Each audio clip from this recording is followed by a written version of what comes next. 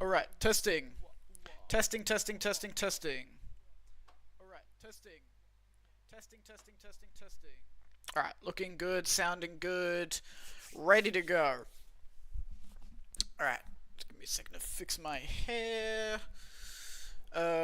Camera's good, audio's good, presentation is good, everything is good. Alright. My hair's a little bit weird right now, but that's okay.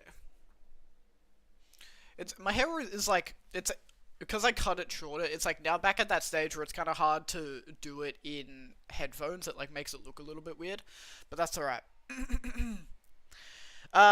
So today, what we are going to be doing is I am Professor Dominate, and I am going to be teaching you guys how to start content creating. This is the special stream that I have been teasing. For the past like week or so, I have been making this PowerPoint, making this presentation, putting basically everything that I know about content creation into a PowerPoint slide for you guys. So what we're going to be doing is I'm going to be teaching you everything I know. I've been watching a lot of Streaming University when it was off, if any of you guys saw that. Where he was like fully giving like really good classes, really good information to all of the streamers. But the thing is, I was like, okay, Ludwig is like a massive streamer. He's like at the top of the game, and he's talking to people who are like new, but they're already kind of big, you know, like they're already sort of in the mainstream of content creation, even though they're pretty much brand new, a lot of them. And so I was like, alright, I'm not at the top of the game. I'm a Twitch affiliate, which is like not like the, like there's 3 stages to Twitch, right? There's like brand new, there's affiliate, and then there's partner. So I'm an affiliate, so I'm sort of like in the mid-range, right? But I was like, oh, I could teach people who have either never, like, have no idea what content creation is, but, like, are interested in learning about it, people who haven't started making content, but maybe they want to start making it, and even people who have been, like, doing it for a while, maybe they're around my size, but they are trying to, like, just get a little bit better with it, you know? So, we're going to be starting that. Let's just get straight into it. Is everybody ready? I'm ready. I'm going to be moving my camera around a little bit because I have it in this bottom left corner, but some of the slides, it covers some stuff, so I'm going to like move it around a little bit. Anyways, let's get into it. Ready? So firstly, these are my qualifications. I've been making content, I've been streaming for over 3 years now. I'm a Twitch affiliate, and I'm always just like chronically online. I am keeping in touch with what is going on with all of the social media, everything that's happening in the industry. I'm like always kind of keeping up with it. So these are that's my profile picture, me in real life, and then all of the platforms that I'm on. So I'm mainly on Twitch and YouTube, but I also post clips on TikTok, Instagram, stuff like that. I do also use Twitter, but like that's more of like just personal. I don't really post on there. Yeah. And today, these are we got 4 sections of the lecture that we've got going on today. All right, guys. We've got what is content creation? So this is for people who have basically no idea about the internet, about content creation. Maybe it's like maybe someone's mum has heard their kid talking about content creation, streamers, stuff like that, and they just want to know a bit about what it is, just sort of a basic sort of overview. And then we've got, should I become a content creator? This is for people who have maybe been thinking about it, they watch a lot of content, they're like, oh, maybe I could do this, you know? So this is going to be like everything that you need to be able to do it, basically. And then we've got, how do I become a successful content creator? So this is going to be like everything that you need. This is like for ideation. This is going to be for actually streaming, for making YouTube video, making short form, all of that sort of stuff. And then finally, we've got, what do I do once I start gaining traction? And basically what I mean by that, you could define gaining traction as kind of whatever you want, but the way that I define it is like, once you start making money off it, once you start like thinking about like potentially planning on doing it full time, right? You don't have to be like ready to do it full time right away, but Just like if you're at that point where you could feasibly be like planning for it, so that way if the opportunity arises, you have the ability to do it, right? Like you're ready for it when that happens. Alright? So now, let's get started. What is content creation? Now, content creation, the definition that I have come up with, this is my own definition that I wrote. It is the act of making something with the intent of it being consumed by an audience. So like pretty big overview, right? If you think about it, film directors, they're content creators, right? They are making something, in this case a movie, with the intent of it being consumed by an audience, right? Everybody who's going to go watch that movie. Chefs are also content creators. They are making something, in this case food, with the intent of it being consumed by an audience, which is everybody that comes into their restaurant and orders their food, right? And then even your mum taking pictures of the family, posting it on social media, sending it to her friends, right? She is a content creator. She is making something, in this case, pictures, videos of the family on holiday, you know, visiting Uluru, visiting Sydney, whatever, and she is with the intent of it being consumed by an audience, right? Usually her little group of friends, maybe she posted on her Facebook profile, whatever. So like that, these are all examples of content creation, okay? Now, online content creation is different, okay? This is also my definition, right? The act of making something and posting it online, so this is how it's different to regular content creation, is you're posting it online, and because you're posting it online, that is then making it available to anyone to see, right? If you post it online, anybody can view it, anybody can see it, so because you're trying to post it online, you're likely doing it with the intent of it being consumed by a large audience, okay?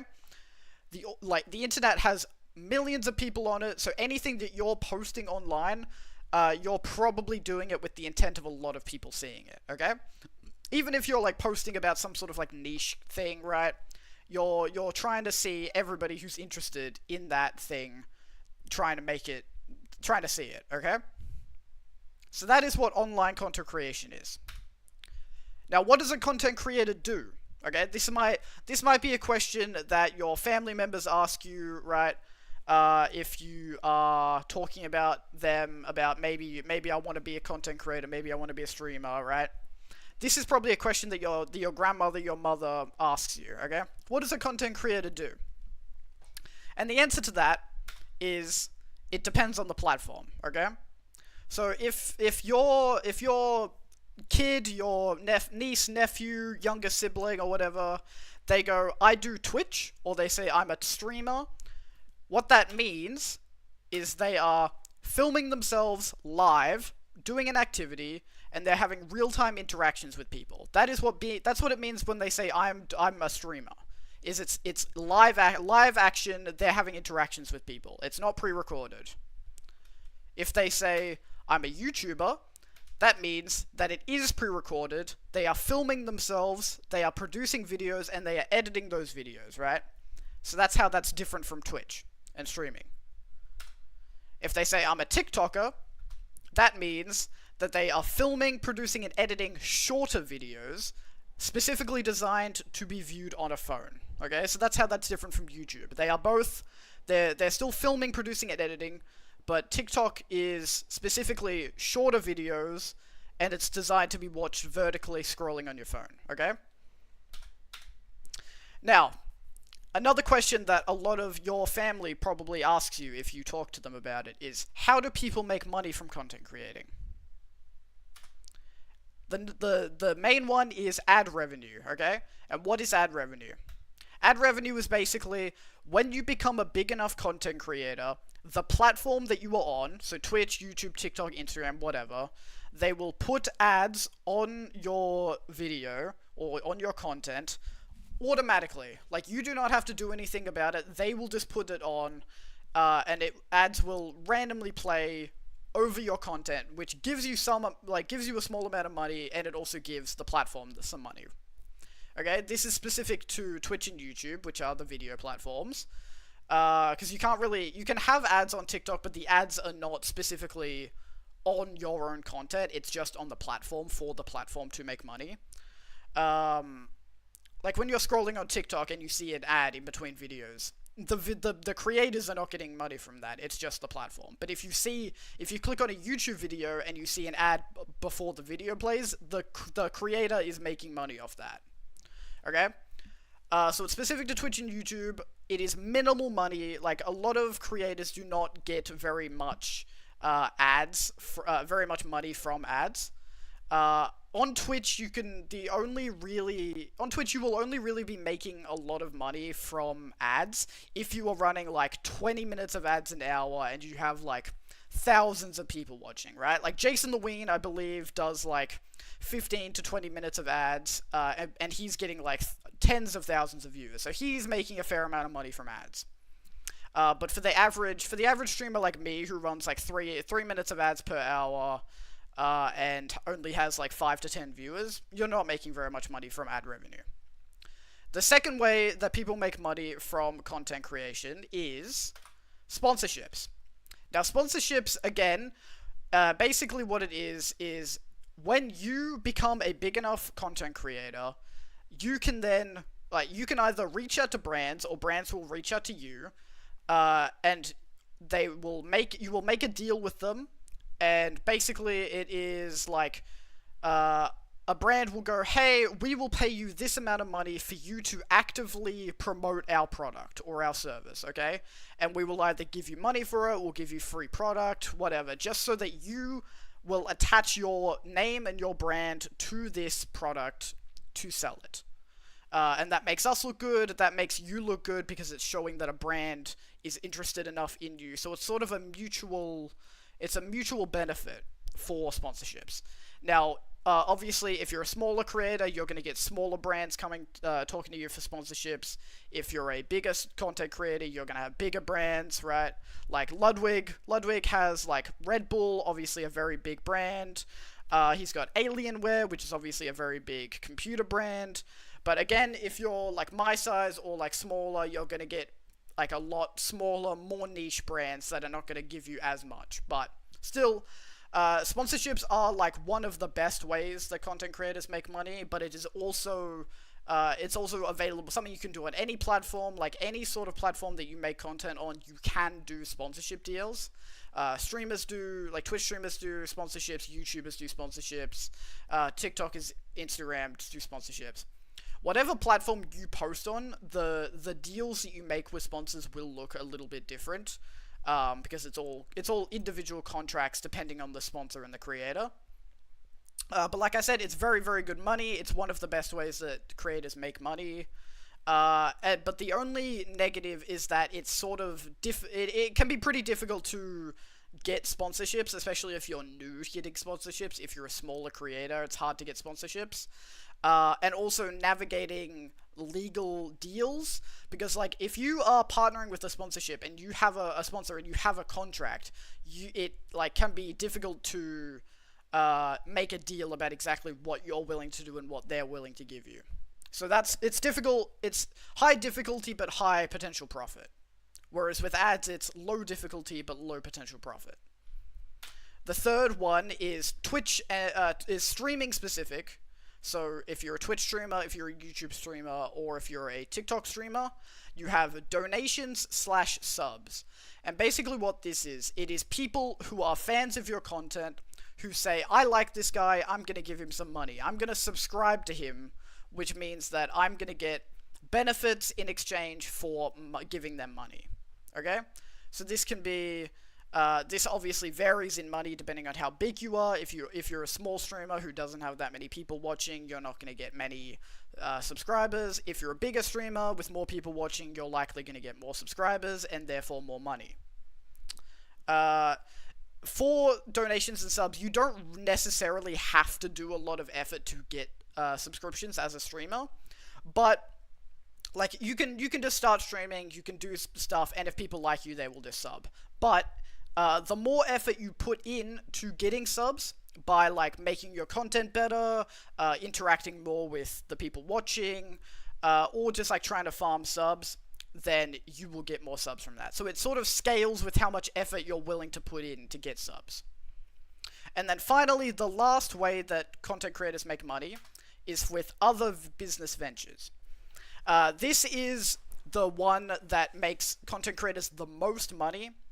And what this means is that if once a creator has a big enough brand, they are a recognizable face or a recognizable name, they're a recognizable brand that makes content that people know about, they can then say, hey guys, I know that you guys like me for my content, how about you go support my new clothing company or my new food company? You've probably seen a lot of creators doing this. Like obviously there's Lunchly with KSI and Logan Paul. There is like every content creator makes merchandise like clothing, like Cloak. Jacksepticeye has his coffee company. Like basically every big content creator has a business venture that they launch after they've gotten big enough, right? Ludwig sells bidets. He also has like other, but he has a bunch of stuff. But and it's like also just mainstream celebrities also do this. Like Ryan Reynolds has his like whiskey. Dwayne The Rock Johnson also has like alcohol. Like they all do different business. They all start their own secondary companies once they get big enough because people like them and then people will support their stuff. So this is again something that anyone, no matter what platform they post on, can do. This is the best money. Like this is where content creators make their most money, absolutely. But it is, again, it's very high value, but it can be difficult. Like you need to be good at business, right? Not just good at making content. So often they hire other people to manage this stuff for them and then they get money for it. So yeah, so that is how people make money from that. So that's our first section. Our second section of our lecture today is, should I become a content creator? So this is for people who are thinking about maybe they want to start doing it as a hobby, or they think they could do it, they think they'll enjoy it. And I'm going to answer this question for you about whether you specifically should become a content creator. So firstly, should you become a content creator as a hobby? Absolutely you should. I think there's no reason why, as a hobby, you should not become a content creator. If you're passionate about making stuff, if you're passionate about talking about anything, about entertaining people, you can just do it as a hobby. Like, literally anybody can start doing this as a hobby. And I think it's great. I think it teaches you a lot of stuff. I think it has the potential to make money, but, like, that doesn't really matter. And it's just like, it's fun to do. Like, even if I had no chance of making money off this, I would still be streaming, because I just love it. And I think it teaches you a lot of stuff. Like, I've learned heaps of skills. I've learned how to video edit. I've learned just how to, like, talk better. I've learned just how to, like, be more engaging, be more charismatic. I think it has taught me a lot in general. But should you do it as a job? It depends on a lot of factors, right? So we're gonna discuss that a little bit.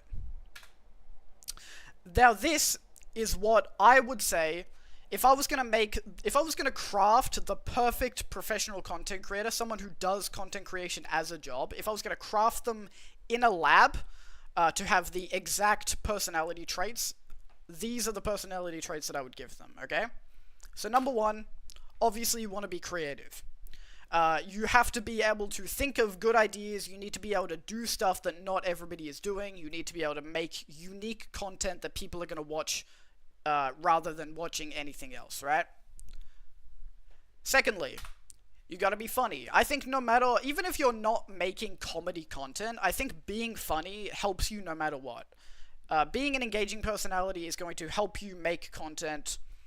Even if you're like because like you can be a fashion influencer, you can be a whatever, you can be a music influencer, but I still think being funny and having a good personality is going to make that content better, even if the content doesn't necessarily like have to be about you being funny. Okay, it doesn't have to be comedy content in order for you being funny to make it better. Thirdly, you want to be passionate. You got to be passionate about whatever you're talking about, okay? Because the more passionate and the more genuinely passionate you are talking about something, the more people are going to want to watch it. like people are always gonna wanna watch something from someone who's passionate talking about something rather than someone who hates it. Even if you're talking about something really dry and boring,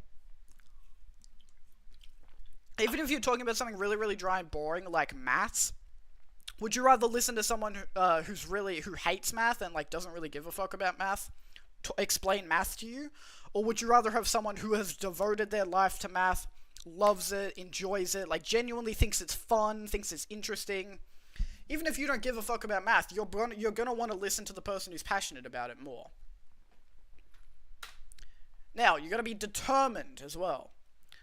Because, like, it is hard to be a content creator. It's hard to be a successful content creator. You need to be determined that this is what you want to do. Because if you're kind of, like, flippy-floppy about it, if you're like, I'm kind of just doing it, but I don't, like, care, really, I don't know if it's what I want to do, I don't really care about making it successful, it's not gonna be good. Like, you need to be determined that you're gonna be posting for a long time with making basically no progress, like getting no views, getting no traction for a long time before you start getting anywhere. Like, that's just how it is. Like 1 in like a billion people makes their first video and blows up off it. 99% of people, they post for a long time before they start getting anywhere. And even when they do start getting anywhere, it's like slow growth, okay?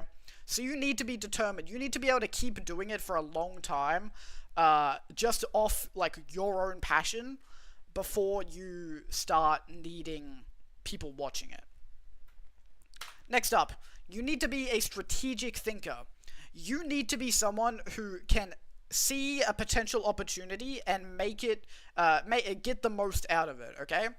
You need to be thinking, alright, these are the things that I'm good at, these are the things that I'm bad at, these are the things that I can use to help myself get bigger, and these are my weaknesses that I need to kind of get rid of, okay? Do a little SWOT analysis, okay? But yeah, you just need to be someone who's like, oh, I see this. Oh, like, for me, for example, as, like, a gaming streamer, right? You would go, ooh, this brand new game that is really good has just come out. Not many people are talking about it. I could be the person to stream it, and then when this game is really good, so it's likely to blow up. So if I stream it, and then it blows up, people are going to be watching my specific content about it, right? So you need to be thinking like that. You need to be looking for opportunities for growth all the time. You need to always be thinking about how you can progress your content and like get bigger. Next, you need to have good morals. I think to be a very good professional content creator, you need to be of good moral character. Because even if you make very entertaining content, if you're a bad person doing bad stuff, people are gonna find out. Like, on the internet, people are gonna find out about any sort of shady shit that you are doing. Whether it's sooner or whether it's later, people are gonna find out. So, like, just don't, like, you need to be a good person. And I know a lot of content creators who have gotten big were not good people, but, like, eventually people found out about all the shady shit that they're doing, and then it make them take a big hit on their popularity, right? And they had to sort of like, they sort of got knocked down, and then they made the effort to come back again, for better or worse, you know. Like a lot of shitty people who are content creators have managed to survive, but that's just like, it's unfortunate. But I think the people who are going to stay at the top for the longest amount of time are the people who are genuinely good people, who have genuinely good moral character, who aren't gonna be shut down by, like, doing something shitty and then getting caught about it. I think you need to try and do your best to be good, okay? Now, willing to learn new skills. This is a really important one, because when you first start out being a content creator, every single thing that you do, you need to do it yourself. Like, you can't expect anybody else to do it for you. You have to learn, you have to put in the effort to learn to do it yourself, okay? Like, let's say you want to do YouTube, right? You have to learn how to video edit, you have to learn how to make thumbnails, you have to learn how to make titles, you need to just learn how to film properly, like have good audio, good visual. You need to know all that stuff. And because like, you're the one that's doing everything, so it's like you need to be able to be willing to learn these skills and to practice these skills to get good at them in order to get anywhere with it. Because like when I first started, I didn't know how to fucking do anything. So, but then I had to put in the effort to start video editing, okay? Like my first ever YouTube video, I don't even know if it's still up on my channel or not, but all it was like a 20-minute cutout video of me playing Fortnite and talking. It had zero editing, it had zero anything, and I was like, wow, this sucks. After I posted it, I was like, wow, this is horrible. Like, I would not watch this as a viewer. Nobody was gonna watch this. And so I was like, alright, I need to learn how to video edit because that's what all of the big YouTubers do. That's how the videos become good. And so my second video, I actually edited. Like, I actually went into DaVinci Resolve, I edited it. It was still horrible. It was horrible. It was a horrible quality, but it had editing in it. And then every video from that, I did more and more and more editing. And I'm still learning how to edit. Like, I'm still trying to get better at editing. Every single video that I post, I'm trying to get better at editing. So it is, like, you do have to put in that effort. It's been 3 years of me doing this, of learning how to edit. Like, you do need to put in that effort to learn the new skill, practice the skill, and there's, like, so many different skills that you are going to have to do this with if you're trying to make good content. No matter what the platform is, you're going to learn new skills. Next up, Kaizen. Now, for anybody that doesn't know what Kaizen means, it is a philosophy. I believe it stems from Japan. It is a philosophy that basically, anything that you're doing, you need to always be trying to get better at it. Every little bit of your content that you make, every single piece of content that you make, you want to try and get better at it every time. Even if it's only by like a little bit, you want to try and get better at it. Every time I stream, I'm like, alright, these are the things that I want to improve on with my streaming. These are the things that I want to improve on the next time I post a YouTube video. These are the things that I want to improve on next time I post a TikTok video. Alright? Like, you need to have that philosophy, that mindset of always trying to improve on every single part. Because if you continue to stay the same and you don't grow, people are going to notice that and people are going to be mad about that, right? So you need to always be trying to get better for yourself and for the people watching your content. Now, you guys can't see this because my camera's in the way, but this one says, have a lot of hobbies and interests. I think that having a lot of different hobbies and a lot of different interests will help you so much as a content creator, because it means that you are bringing all of these different flavors into your content, right? If you're someone who does not do anything, has no hobbies, has no interests, all they're doing is hopping on stream to play Fortnite, but they have they have nothing to talk about except for the game, people are going to get bored about that. People are interested in hearing about like all of these different things that you're interested in, all of these different things that you do aside from streaming. And you can then, if you have hobbies and interests, you can bring them into the stream, and it elevates the content, and it gives you more options for things that you can do and make content out of. So it really, really helps to have all of this extra stuff to bring in. What if my hobby is arguing on Twitter? Right, that's a really good question, Random Note Generator. I would say, honestly, I know you're saying that as a joke, but I would honestly say you can make content out of that. We're going to talk about this a little bit later, but you can literally make content out of that if you want to. Like, so many people on Twitter do that as their content. They just get into arguments with people, and then people go, oh, this guy's having drama with this other guy. I'm gonna read every single post in their thread arguing with each other. And then they make a bunch of money off it, because people are liking and reposting and responding to their tweets.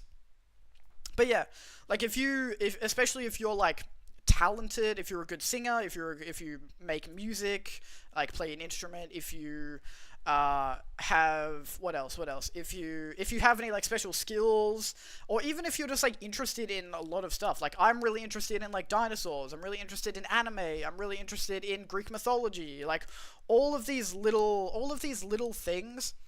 It just gives you more to talk about and more stuff that you can make content about, right?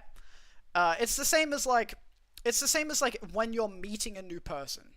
It's the same as when you meet a new stranger. Like, let's say you go to a party, your friend goes, "Oh, this is Phil. This is Philip. I think that you and Philip would get along."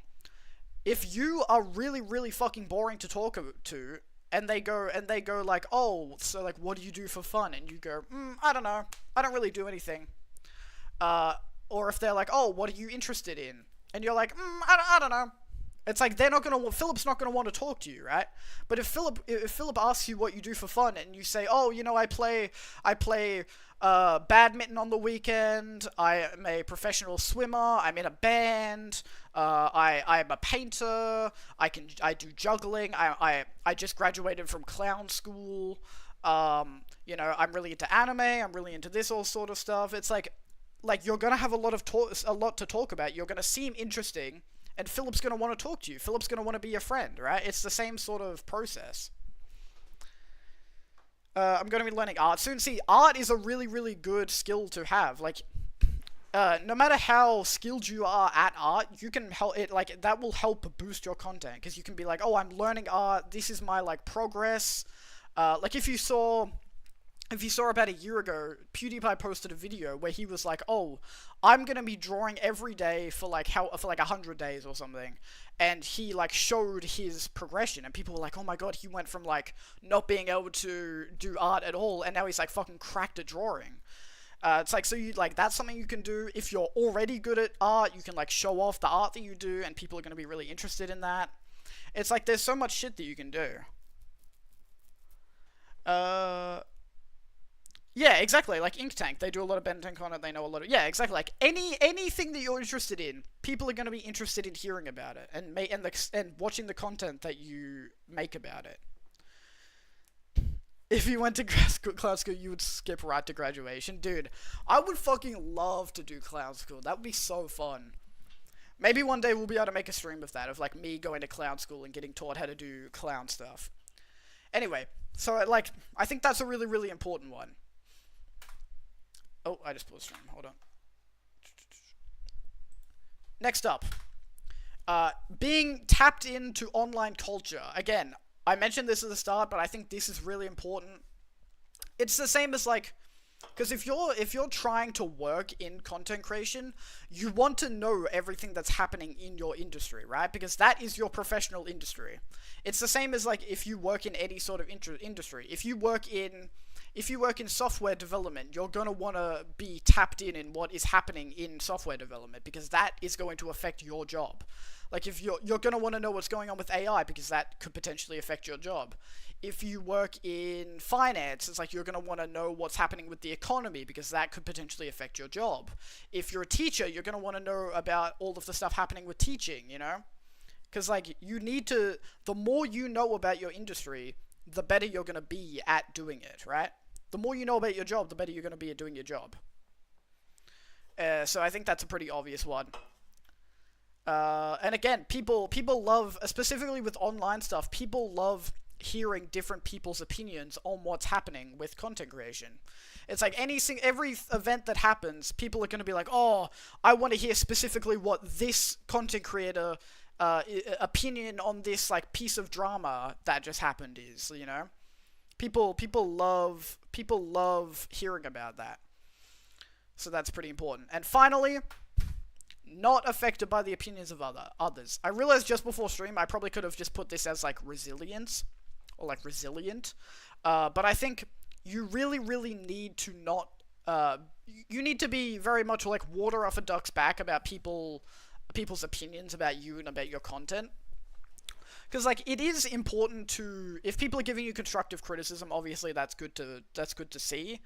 But like, if it's purely just like hate criticism, then you just need to not sort of let that happen, because even like the best content creators who do nothing wrong, they're just themselves, they make good content, they're passionate, they're positive, all of those content creators get hate, you know?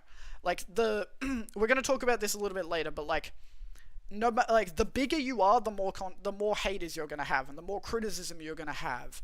And so it's like you need to be very resilient about that sort of stuff. So that is a really, really, really important one. Never take criticism from someone you wouldn't take advice from. Exactly. That's a really, really good quote. But yes, so these are the, take a picture of these. These are the skills and the traits that you should have if you are a content creator. These are like the perfect traits, in my opinion. And I have good news for you guys, because there is infinite content to be made. I did mention this just before. Anything that you want to make, people are going to be interested in watching. Even if it's like the most niche thing ever. If you make content creator and it's good content and like you're passionate about it, people are going to want to watch it. Okay? Because people love, even if it's someone that has no idea about what you're talking about, people are going to want to watch it. So like your job, you can make anything and people are going to want to watch it, but your job specifically is to make sure that it is good content. And we're going to talk a little bit about the attention economy. Let me just move my camera back down. I'm going to introduce you to something that you may have heard of. This is a little concept called the attention economy. So like you guys know, the economy is basically just like who has, what is the share of money amongst the world, right? That's what the regular economy is, the business economy. The attention economy is about how much attention every person can give to every little thing, okay? It's very, like, attention and time also go very hand in hand. So if you look at this graph, this is the average person's time split in a day, right? We all have 24 hours in a day. This is what it looks like. So the average person's time split, they have 8 hours sleeping in a day, and they have 8 hours working in a day. And just to make this simplified, we're going to say that they do nothing but sleep and work, right? Most people would have even less time than this. But just for the sake of simplicity, this person sleeps 8 hours, this person works 8 hours, and then they have 8 hours of free time. And so, like, they only have 8 hours of free time to consume content, okay? And content, this lower graph is this little third, but, like, more detailed, okay? So, out of their free time, the average person spends 2 hours playing Fortnite. 2 hours of their 8 hours of free time they spend playing Fortnite, for example. And then maybe they spend an hour watching the new episode of Love Island or whatever the new reality show that's like really trending is, okay? And then let's say they spend 2 hours watching TikTok, you know? Like we all hop in bed and we spend like an hour to 2 hours fucking scrolling on TikTok, right? And so you are in this little chunk. This is maybe like an hour of time, okay, in a day. This is where you are. This is their amount of time that they are willing to give to a content creator or a piece of content that they have never seen, never heard of, okay? All of this other stuff, that takes priority to this person. This is how much time they're willing to give to new stuff. This is where you are, okay? You are competing with every single other person, every single other company, every single other person in the world that makes content, okay? So that means that you need to be better than every single other person, okay? You need to be better than all of the biggest content creators in the world. This is Queso. He is one of the top 10 streamers in the world. He is beloved. He has thousands of people watching him, okay? You need to be better than him. This is Obsession. This is a new horror movie that everybody is popping off about, okay? Like, you need to be better than every big box office movie that people are obsessed about. People are going to go see, people are going to talk about. You need to be better than that. You need to be better than You need to be better than every single video game, okay? You need to be better than every single piece of content that people are spending their time on, okay? You need to be better than everything. Because you are competing with all of these things. You're competing with every other content creator. You're competing with every other movie, every other show that comes out, every other video game that comes out. You need to be more engaging, more alluring, more interesting, so that they spend their time watching you instead of watching these other things or playing these other games, okay? That is the mindset that you need to have. You are competing with all of these things. You're not just competing with other creators your own size. You're not just competing with like, all of the content creators. You're competing with every single piece of media. So now, with that, how do you get started, okay? How long did this take you to make? I would say it took maybe 15 hours all up to make this PowerPoint. Because it took me, like, maybe it took like an hour of like ideation, and then it took like 14 hours of actually like writing everything, putting everything around, like making the designs look good, making the transitions, stuff like that. You using your 8 hours of free time to make this business assignment? Pretty much. That's what I'm saying. Like people spend their time doing different things, but that's like the average person's fucking time split, right? Most people spend their time on like the stuff that they already enjoy, the stuff they already think is good. They're not willing to give a lot of free time to stuff that is new. They're not willing to take a chance on new stuff.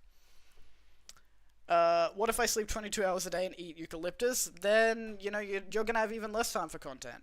And some people are like that. Some people work more than 8 hours a day. Some people sleep more than 8 hours a day. Some people have other commitments, which means that they have less time to watch content. That math doesn't add up. I'm not a math guy. I'm a business guy. I leave the math to the math guys, but that was just my rough estimate.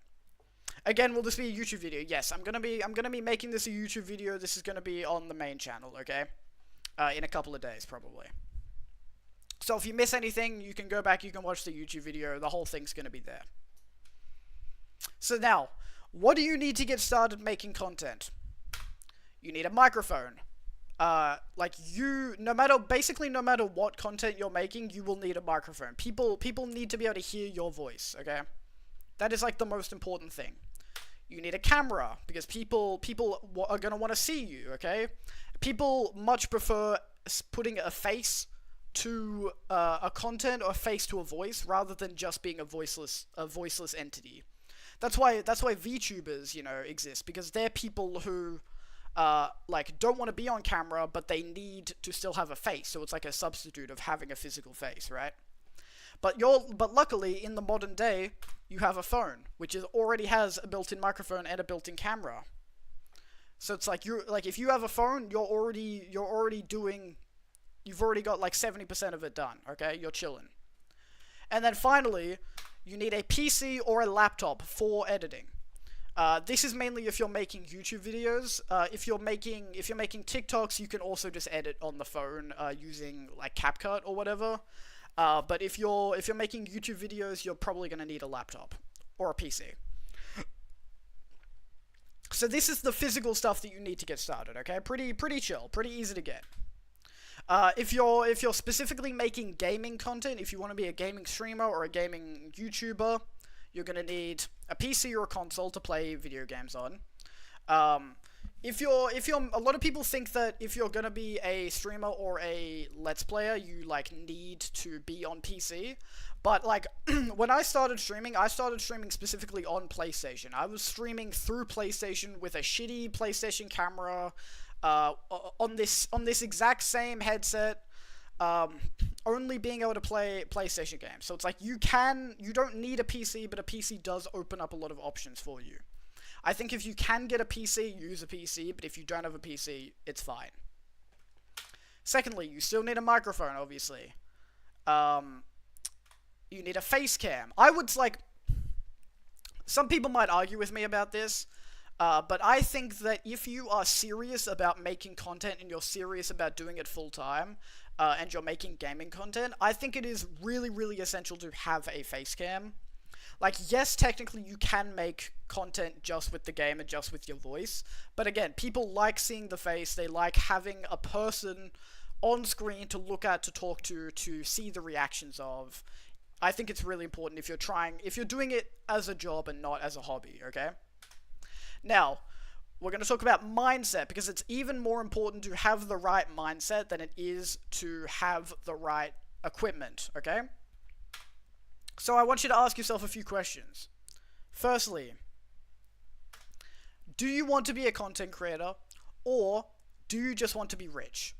Because some people go, oh, I'm going to be a content creator because I'm going to be rich. It's going to make me rich. But it's important to be like, I want to be a content creator regardless of if I'm going to make a bunch of money or not. Because if you just want to be rich, there is a lot of easier ways to become rich, you know? Become a real estate agent, become like a business mogul, okay? Those are much easier ways to become rich than being a content creator. So do you want to be a content creator, or do you just want to be rich? Secondly, do you want to be a content creator, or do you just want to be famous? Because again, there is a lot easier ways to become famous than to be a content creator, you know? You can, you know, be an actor, be a musician, be a politician or whatever. Like, there are a lot of other ways to be famous other than being a content creator.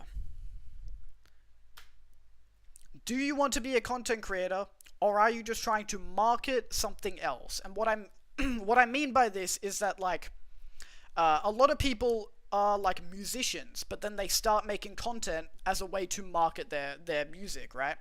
A lot of people want to be actors, but then they become a content creator to then market their acting ability. And it's like, you can be a content creator while trying to be something else. It's like a lot of content creators start as content creators and then they start doing acting, or they start doing voice acting or music or whatever. But you got to ask yourself, am I trying to become a professional content creator, or am I trying to become a professional something else, but I'm using my content creation as a marketing avenue for this stuff? Because it's free, it's easy, it's an easy way to market it. And then final question is, let me move my camera. Final question is, what is your ultimate goal besides being a successful content creator? Because if you start content creating and your only goal is to like make money, be famous, whatever, like you're trying to become Mr. Beast, you're trying to become Kai Cenat, whatever. You're trying to, if you're just trying to be at the top of the industry, I think that's a bad idea. I think you should have a goal besides just monetary success in the industry, okay? So think about what you're trying to use all the money that you're going to gain from this, all of the platform that you're going to gain from this. Try and think about what you want to use that for. For example, I should have made a slide about some good examples of this, but Ludwig, if you think about Ludwig, he's one of the biggest streamers. He has said that his ultimate goal is that he wants to make the lives easier of all of his friends and family, alright? He got famous, and then he immediately started hiring all of his friends, and now all of his friends are rich, right? His podcast, The Yard, he has 3 of his friends on there.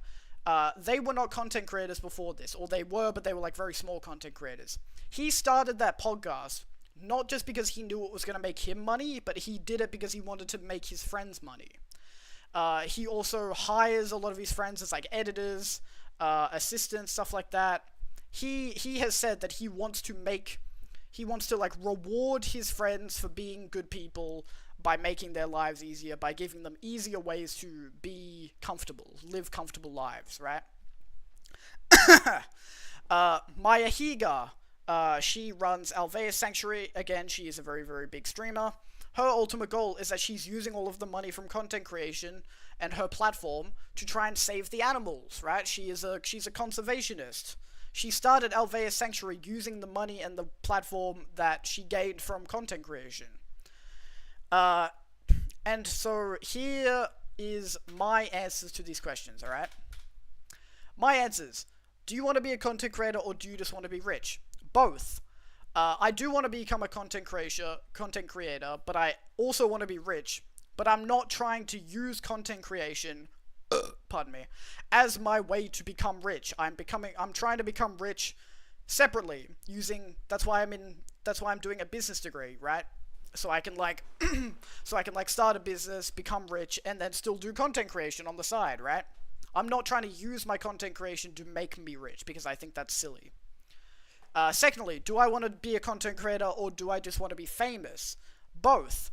I would like to be famous, but there is a lot of other ways that I'm trying to become famous other than through content creation.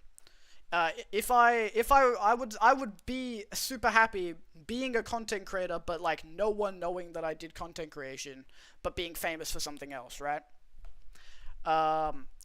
Do I want to be a content creator, or am I trying to market something? Both. For anyone that doesn't know, I'm also an author, or like I'm a writer. I'm writing my first novel at the moment. I want to be able to do voice acting. If my content, if my platform my community that I built is going to help me market myself to be able to do those things, or like when I finish my book, using my community to sort of boost the sales of my book when I eventually write that. It's like, that would be very good.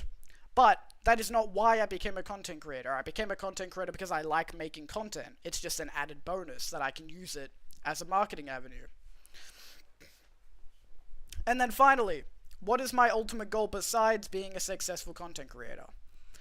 My goal, if I was going to put it in like one simple sentence, I would say my goal is to create a community of good people who are aligned in my goal of like just trying to make the world better, right? Like if I was as rich as Kai Cenat, if I was as famous as Kai Cenat, or like up on that level, I would be using all of that to try and make the world better. Like I wanna solve homelessness. I wanna like have free education, free healthcare. You know, I wanna like just try and generally make the world better. You know, stop animals from going extinct. All of that sort of stuff. That is like my ultimate goal. That is why I became a content creator, is because I want to use the money and influence that I get to just help people, right? To make the world better for people. That is the ultimate goal. So I want, if you're thinking of becoming a content creator, I want you to think about what your ultimate goal is going to be. Because like once you're at the top, once you've achieved success, what do you want to do after that? Like that's not the end. That's not the end. If you have all of this money and fame, it's like, what are you going to do with it? You got to do something with it. So you got to think about what you want that to be. Now, part number 3 of our lecture today. How do I become a successful content creator? This is going to be the biggest section of our lecture today. This is basically like everything that I've learned, all of the tangible knowledge and skills that I've learned by content creation for the past 3 years. Let me take a little sip. Alright. So this is my workflow, and this is what I want your workflow to be if you are getting into making content, okay? Ideation. Coming up with ideas. It is important to come up with the ideas for your content before you start working on it, okay? This is a separate part of the process. I don't want you to just be like, oh, I'm going to stream today, what do I want to do? I don't know, I'm going to play Fortnite. I'm going to play Minecraft, and that's it. Ideation needs to be a solid, active block of your time, so that you can come up with the best ideas and the best content possible. This is like probably the most important step of the workflow, okay? Now, secondly, streaming/recording. If you're going to be streaming, you're streaming. If you don't want to be a streamer, if you want to be like a TikToker, a YouTuber, whatever, it would be recording. But it's the same step either way. Thirdly, producing for long form. Basically what this means is your editing, your planning about how you're going to be doing your posting, stuff like that, thumbnails, titles, all of that. That is this step. And then lastly, producing for short form. Because even if you are trying to be a long form creator, like a streamer or a YouTuber, you do need to be also making short form content. Short form content has the best, is the best way to capture new viewers. It's the best for discoverability. So if you do want to gain fans, you do need to be posting on short form regardless. Now, we're going to talk about ideation first. The first step of ideation is self-reflection. And what I mean by this is you're going to be asking yourself a few questions, and that's going to give you an idea about what sort of content that you want to make, okay? So firstly, I want you to honestly get a piece of paper right now. Get a piece of paper or do it on your notes app or whatever. I want you to write down a list of your strengths. I want you to write down a list of the things that you are good at, the things that you know that you are better than the average person at. I don't want you to be humble. I know it's kind of hard to write down your strengths sometimes, but I don't want you to be humble right now. I want you to be real. I want you to be real and genuine to yourself about what you are good at, what you are better at than the average person. It can be anything. It can be a large-scale thing, or it can be a very niche thing. Like if you're really good at juggling, you can be like, I'm really good at juggling. If you're really good at... what's like a large scale thing? If you think that you're very like charismatic, that's a really good thing to put on. Being deranged. Honestly, you can do that. A lot of people have made careers as content creators through being deranged. You ever heard of Stable Ronaldo? He's fucking crazy. You ever heard of Dantes? He's one of the biggest League of Legends streamers. He's insane. So like literally anything, any points, any skills that you have, any personality traits that you think you're really good at or better than the average person at, write that down. Secondly, I want you to write down your unique life experience. And what I mean by this is that like, if you are homeschooled, if you're gay, if you're like of a sort of a niche religion, if you're a specific race, like anything that makes you different from the average person, write that down right here. Anything that makes you different from like the average straight white man, fucking being like a Christian, like just normal, like I don't know, whatever. Like anything that makes you different from like the blank slate person. Okay, I have big naturals. Exactly. Like that's a perfect example of something to put on. Yeah, anything that makes you different from the average person. This can be big, you know, like if you're a woman, if you identify as female, that's immediately a ding on the board, because the content creation space is still very male dominated. So being a woman in the industry does immediately give you an advantage. It does immediately make you different from most content creators. Being gay. You might think that I'm joking about this one, but like a lot of creators have made, careers out of like being gay. Like being gay is a big part of their content. It like adds to their personality, whatever. Literally anything. This can be anything that you have. And then thirdly, I want you to write down your interests. This is anything that you're interested in. Doesn't have to be about content creation at all. Just anything that you're like really interested in, passionate about, whatever. Okay? I want you to write that down. And if you need help with an example, this is a screenshot from my notes app. This piece of writing is in my notes app right now. I literally took a screenshot from my phone, emailed it to myself on my PC, put it on the PowerPoint. This is my version of this. So I would say I'm really good at like planning, organizing. I think I'm a very organized person. I think I'm pretty funny. I think I'm really good at talking to people. I'm good at communication. I think I'm a better writer than the average person. Interests, you know, video games, movies, anime. I'm just a big like media person. I love all of that stuff. Reading, volleyball, animals, aliens, dinosaurs, food. You can just put like a whole smorgasbord of stuff. This is just like anything that you can think of, throw it on there. And then unique life experience. As a straight white guy, this was a tough one for me, honestly. But like, if you have like a specific degree that you're doing, like obviously I'm doing a business degree, so that does help me a bit, because like a lot of people don't know about business stuff.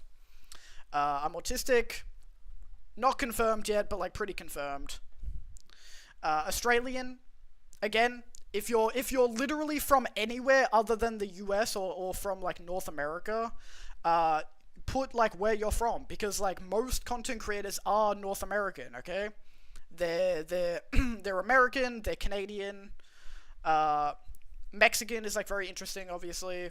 But like if you're literally from any other country, that is something that you can put on. And then if you're like older, if you're like an older person who wants to make content, that's already like an interesting thing, because like content creation is sort of a younger industry. So if you're like a boomer, if you're like a Gen X, like in your 40s, 50s, millennial, Gen Z, you know, put that sort of stuff. Anything else that you can think of. Like I said, if you were homeschooled, if you just had any sort of like crazy shit happen when you were younger, just something like that. Anything that you can think of can add to your content, even if you're not really sure how at this point. So, that's the self-reflection part of ideation. Very, very, very important. And now we're going to talk about, now you're going to decide what type of content that you're going to make, okay? What do you want to do for your content? And there's three different categories about this, okay? Firstly, what is the type of content you want to do? And what I mean by this is like the literal form of the content. So like, do you want to be a streamer? Do you want to make like long form YouTube videos? Do you want to be a short form creator? Do you want to post on TikTok, Reels, YouTube Shorts, that sort of thing? Do you want to just be like photos? Like, cause you could post on Instagram. You could be an Instagram model and just post like photos if you wanted. Or you could even just be someone who does writing. Like you could have a blog. You could be a Twitter personality. People make careers out of this stuff, even though it's silly to sort of think about. You know, there is if you become successful enough on Twitter, you can become rich off that. Crazy to think about. And secondly, the genre of content. And what I mean by genre is different than type, okay? Type is like movie, TV, music. Genre is like action, romance, comedy. You know what I mean? So for content, you know, you could do gaming, IRL, React, art, music, ASMR, comedy. There is so many genres that you could pick from. There is infinite genres. There are new genres of content coming out literally every day. People are inventing new genres every single day. And then finally, what is the vibe of your content gonna be? Look at this list of people that I've written down. This is a list. All of these people are streamers. They all make gaming content, okay? But they are all, if you watch any of their content, you will see how different they are. How different the vibe of their streams are, okay? Queso is very much like, oh, he's like your big brother, and you're watching him like play games, and it's just like comforting, it's fun, it's nice, whatever. Ludwig is all about like being big, like doing exciting things, like trying to sort of make the craziest content out of like whatever the genre, whatever the thing that he's doing is, right? It's very like big, it's like, yeah! Joe Bartolozzi is very much like, he's very like intellectual, but he also sort of rages sometimes. He's a good balance between like thinking, having like deep conversations, but also just like having big emotions, big reactions. Dantes, like I mentioned before, he's fucking crazy. His whole content, he is an insane person. Iron Mouse is very like quirky, but also like very comforting. You know, like she's very much just like chilling, but she's also like sort of funny because she's like a VTuber. She's like a little bit anime. Northern Lion is very like, again, very like intellectual, but sort of different. Sort of different. Like, I mean, yeah. Northern Lion is very like intellectual, but also less in an intellectual, like philosophical way, more in like a autistic way. KDB is just like sort of like very funny, very like quirky.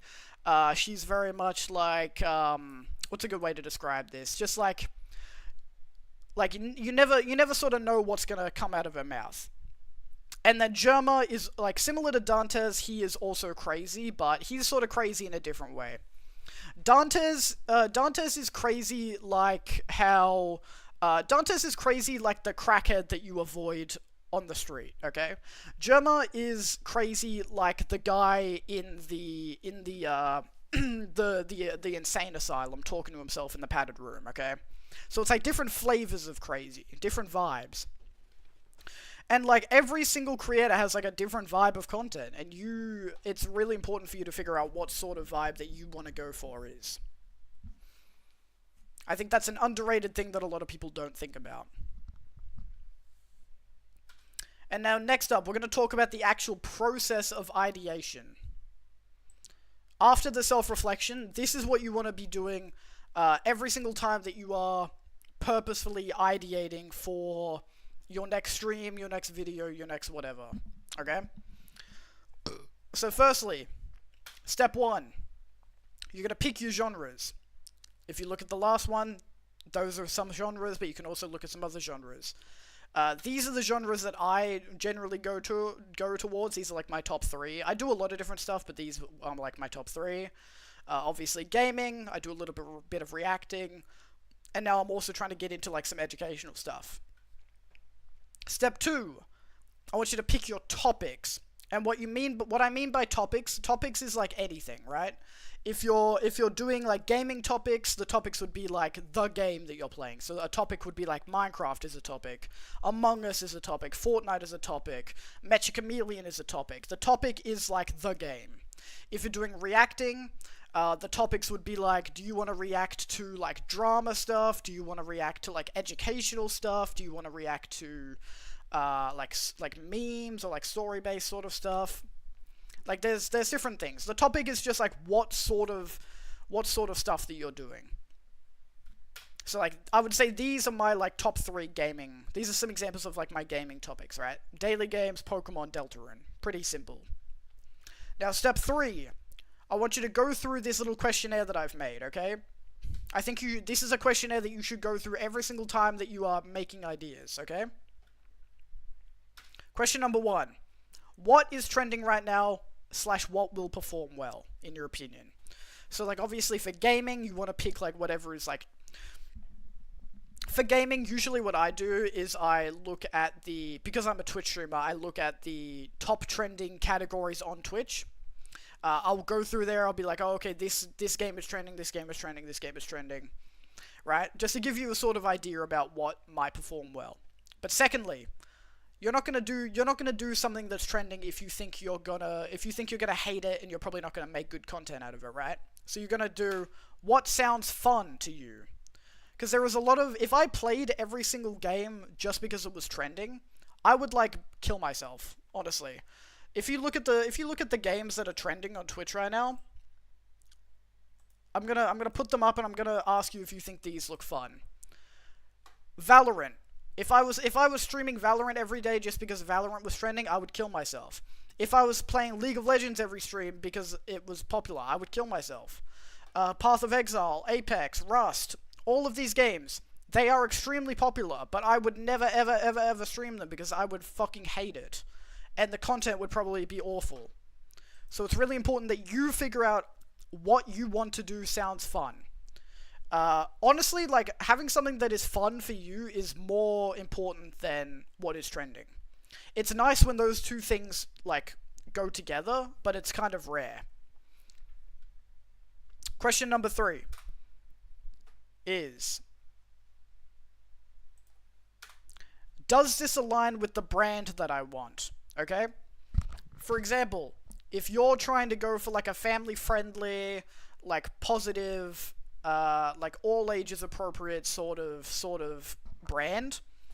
Like, you're obviously not going to play a very violent horror game. You're not going to play like Outlast Trials, or you're not going to play like the Scissor Slasher 3 or whatever, extremely bloody edition, with the sex mini game. It's like you're gonna play games that are fit in your brand. You're gonna do stuff that fits in your brand. Okay, so that's another thing to talk about.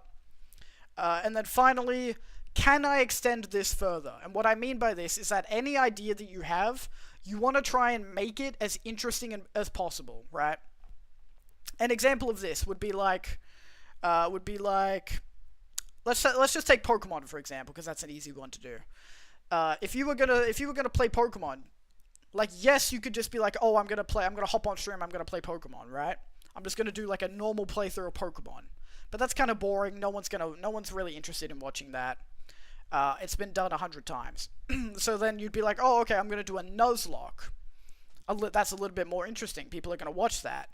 But then you could even go further. You could be like, I'm going to do a hardcore Nuzlocke, and then even more people are going to watch that. And then you could even be like, oh, I'm going to do a hardcore Nuzlocke, but every time a Pokemon dies, I'm going to electric shock myself, or like something like that. I'm going to do a punishment for myself. So it's like you just got to keep building on the ideas you have as much as possible to make them interesting.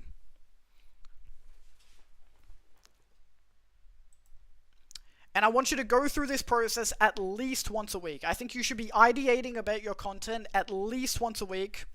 Some people say to do it every day. I would say every day is a bit much.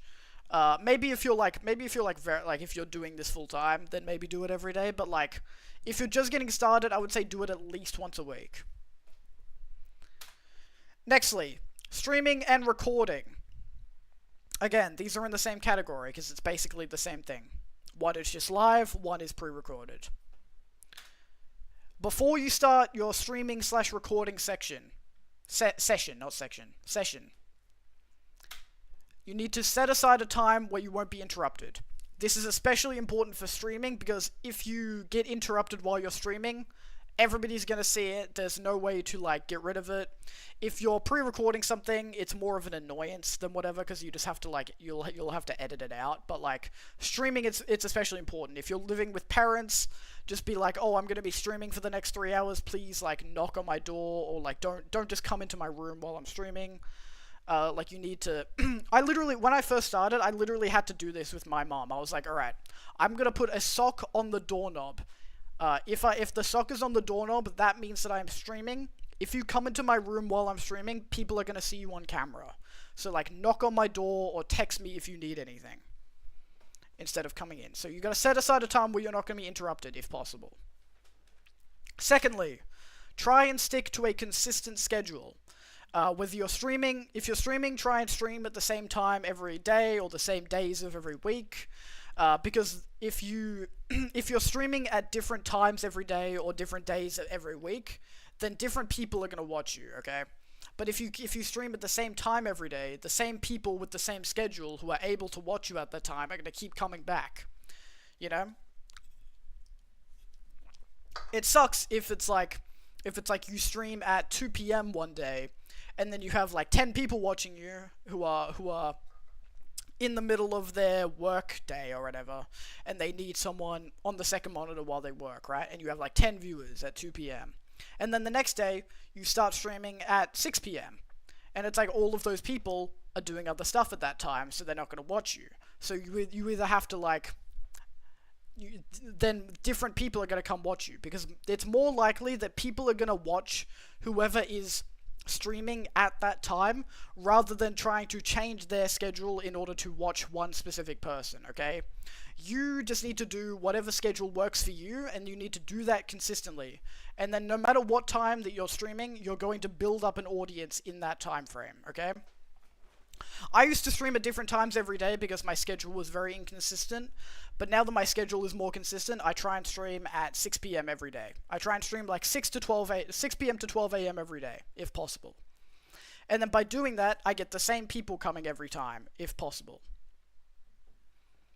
And then that's the same with recording. With recording, it's more about posting at the same time every day.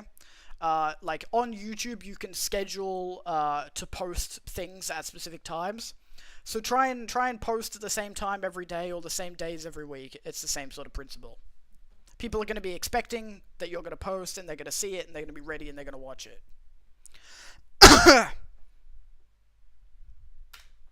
Number 3, make sure that nothing is on camera that you don't want to be seen. Again, this is more important with streaming than it is with recording, because with recording, you can always just like blur stuff if you really want to. It's a little bit annoying, but it can be done. Whereas with streaming, if you're streaming and your bed is in the background and you've got a giant fucking dildo on your bed, there's not a whole lot you can do about it except get rid of it. But by the time you get rid of it, people have already seen it, people have already made clips about it. So you need to make sure before you start streaming that nothing bad, nothing that you don't want to be seen is in the background, okay? And then also, have a plan. Having a plan is sort of part of ideation, but you need to have like a specific plan about what you're doing for stream or for that video, like that day. Ideation is more like an overview for like what I'm gonna do in the near future. The plan, a plan for stream or a plan for video is like, all right, these are the specific things that I need to do, the specific things that I need to remember while I'm streaming. Now, we're going to talk about during the time that you're streaming / recording. Stay calm. This is, for some reason with me, I get more nervous when I'm recording something than when I'm streaming something.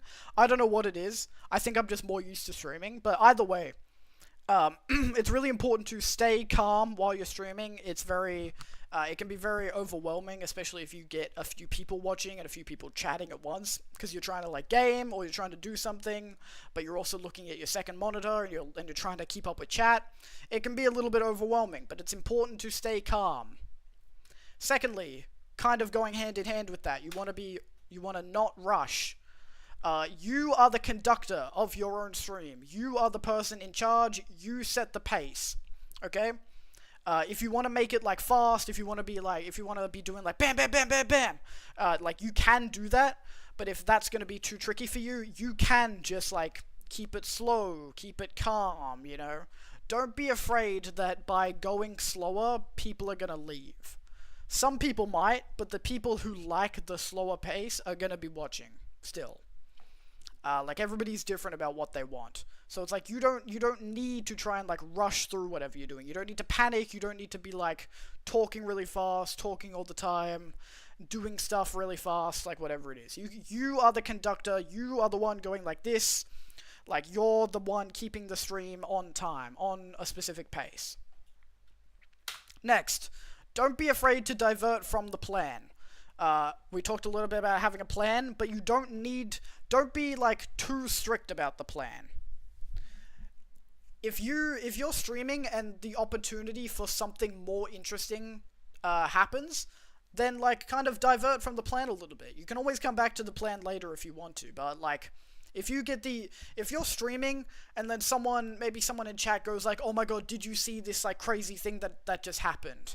And you'll be like, "Ooh, no, I haven't." Like maybe divert from like the game, pause the game for a second, divert, have like react to some like really funny or like some crazy thing that just happened, and then go back to it. It's like you can always come back to the original plan. But you don't need to be like, we're doing this today, we're only doing this, this is all that matters, I'm not doing anything else. Like if there's the opportunity for something funny or something interesting, divert from the plan. Next up, this might be an obvious one to some people, but you need to make sure that you are talking to chat while you're streaming. I see so many small streamers ignoring their chat because they're either unable to multitask or they just like don't think they need to. Okay. I like sometimes I'll like browse some other streamers, and I'll go into their chat. They'll be just gaming, and I'll talk to their chat, and then like I'll message in chat, and they won't respond, and then like that turns people away from the stream. So you need to be making sure that you are talking to chat. Next up, this is an important one. Don't dox yourself. For anybody that doesn't know what doxing is basically revealing or showing personal information that people can use to like harm you, right? So this is like your address. Like never say what your address is. You don't need to. Sometimes you don't even want to say like what your last name is. Don't talk about like your family or like the people that you know, like full names. Just like anything that could potentially put you or somebody else that you know in danger. Try really, really, really hard to avoid saying anything harmful. Again, this is more important for streaming because, like, with recording, you can always edit stuff out, you can always bleep it, whatever. But if you're streaming and you say something, it's out there. And if somebody wants to find it, they will find it. So that's really, really, really important. And then finally, be aware of the freaks. And what I mean by this is that this is one that is more important for female streamers and female content creators. Be aware of the freaks. You are always likely to have at least one freak, no matter how big you are as a creator. Even if it's your first ever stream, and you are like a female streamer. Be aware that you may have freaks in chat, or freaks watching you, who are waiting for you to, like, accidentally sexualize yourself, or accidentally reveal where you live, or whatever. Or just, like, they're trying to find the opportunity to just be creepy and weird. So, like, if you're on camera and you're getting up off of camera, like, be aware of, like, not, like, accidentally doing any sort of, like, sexual positions that people may clip and people may, like, screenshot or whatever. Just be aware of that sort of stuff. If you're worried about people being obsessed with, like, your feet, try to hide your feet off camera, like, wear socks, wear shoes, whatever you feel comfortable with. I personally don't care about my feet, so I show my feet on camera, because whatever. But, again, like, just be aware, because there is millions of clips of female content creators on Reddit who are like, oh my god, Pokemon got out of her chair, and you could see, like, the top of her butt crack a little bit, or whatever, and it's just, like, people being weird. So you gotta always remember to be aware of that sort of stuff. Next up, we're gonna talk about crowd control on stream. And by crowd control, I mean controlling chat and controlling the people watching. This is a really, really, really important one. So pay attention. Just give me 1 second, I gotta clear my throat a little bit.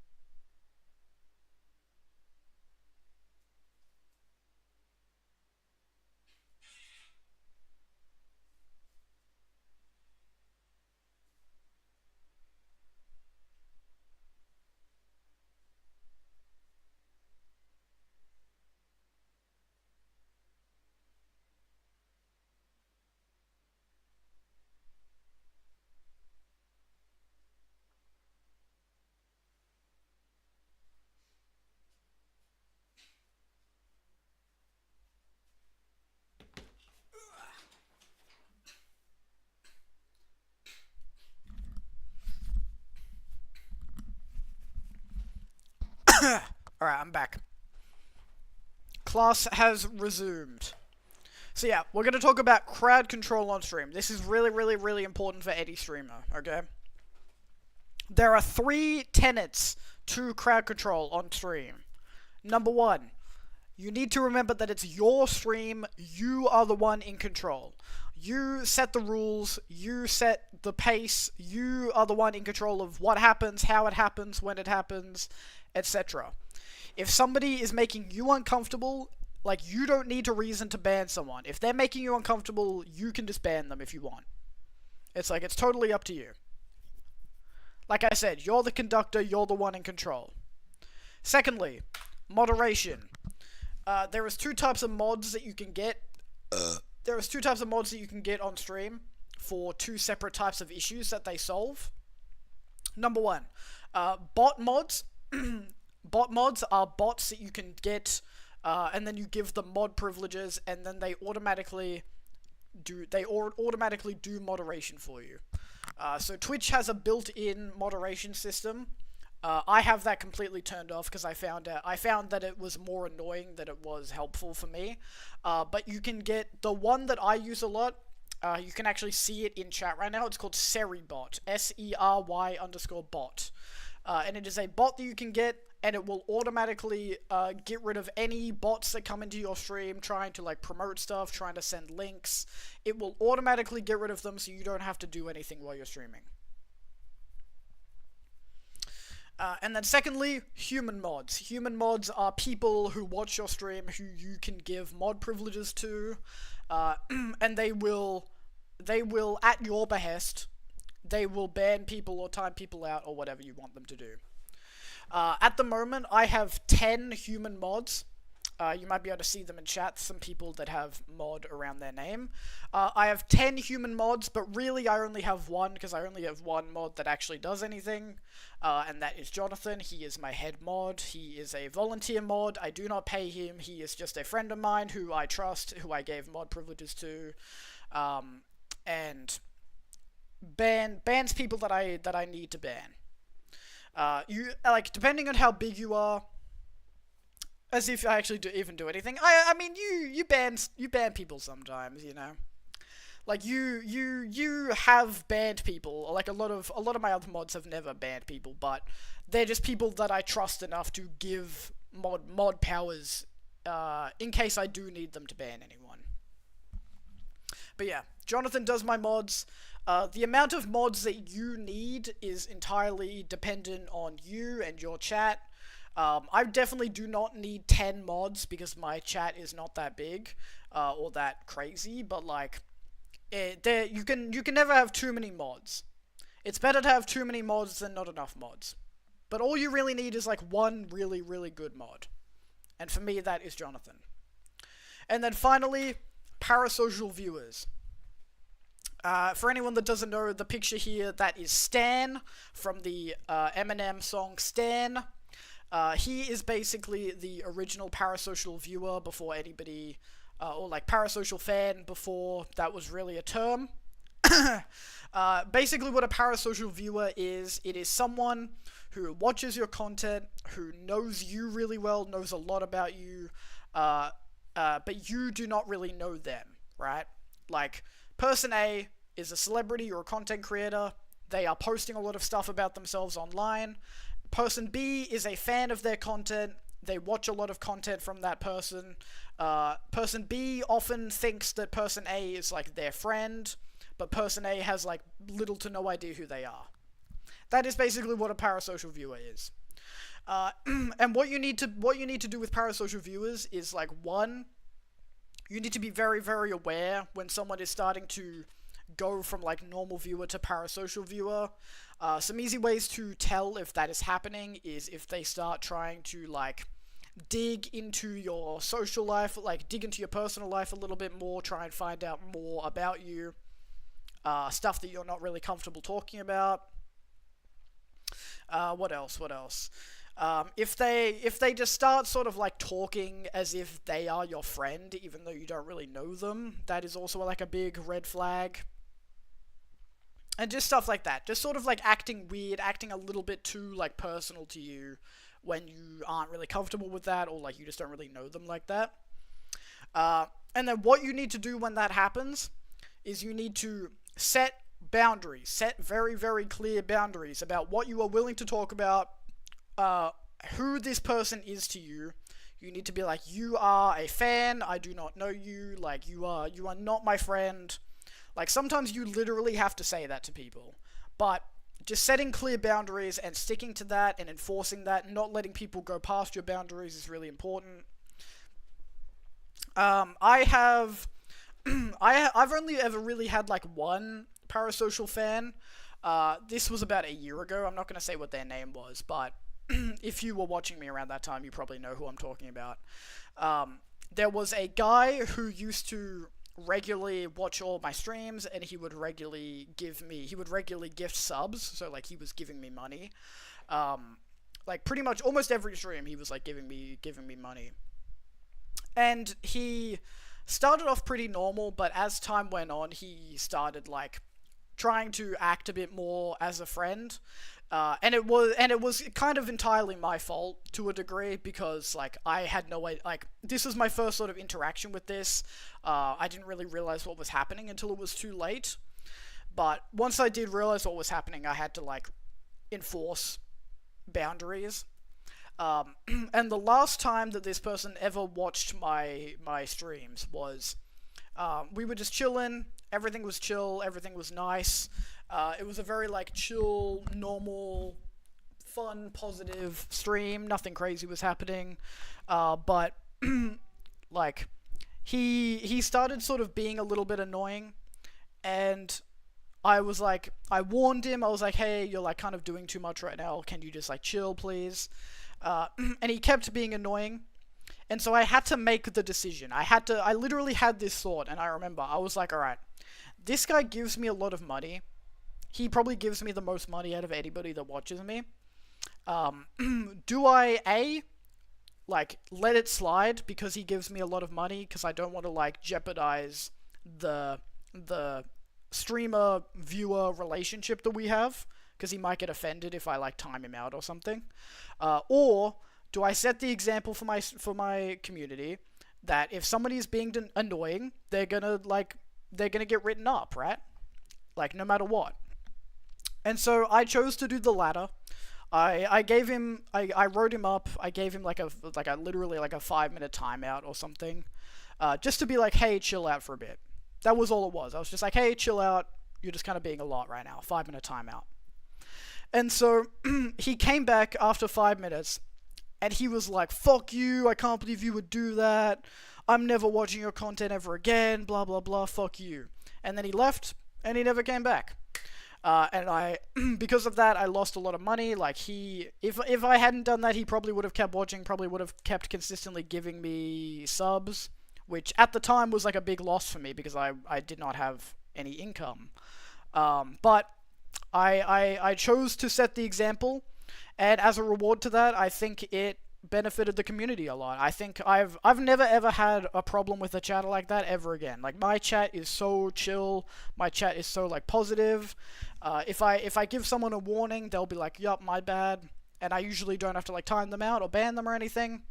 So it's like, I think that is worth more in the long term than having one chatter who like is verging on being a little bit controlling just because they give you some money, okay? So it's like, you just gotta keep that in mind. Next up, we're going to talk about the content funnel. If you were watching Ludwig's Streamer University classes, you may have heard this term a little bit, the content funnel. It is one of the most important concepts in all of content creation. It's the content funnel. And what the content funnel looks like, it is an upside down triangle. The content funnel starts with streaming.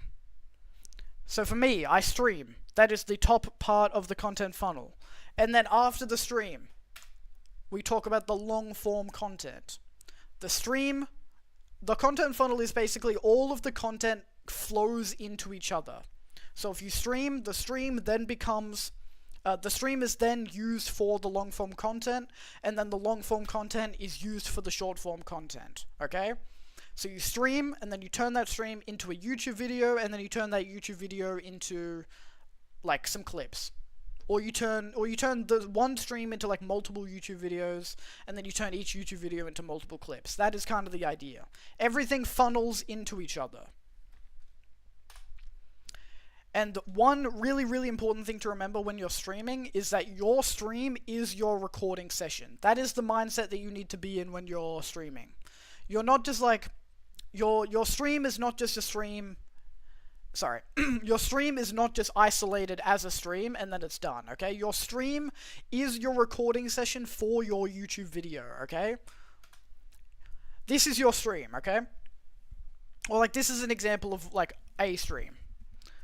So you've got the stream, segment number 1 of the stream. You pay a Pokemon Nuzlocke, for example, Pokemon Heart Gold, okay? Let's say you do that for like 2 or 3 hours. And then after that, in your stream, let's say you play Mecha Chameleon with friends for like 2 hours, okay? Same stream. This is all in one stream. So you do Pokemon, and then you do another segment, you play Mecha Chameleon, for example. And then, maybe later on, you do a little bit of late night cooking as another segment of stream. And you do that for like 2 or 3 hours, okay? This is all one stream, but you've broken it into separate segments. Because that's kind of what you want to do. You usually don't want to be streaming doing one doing one thing for a whole stream. If you're doing like a 3 or 4 hour stream, maybe you do like one thing. But if you're doing like 6 hours of stream, generally you want to be doing multiple stuff if possible.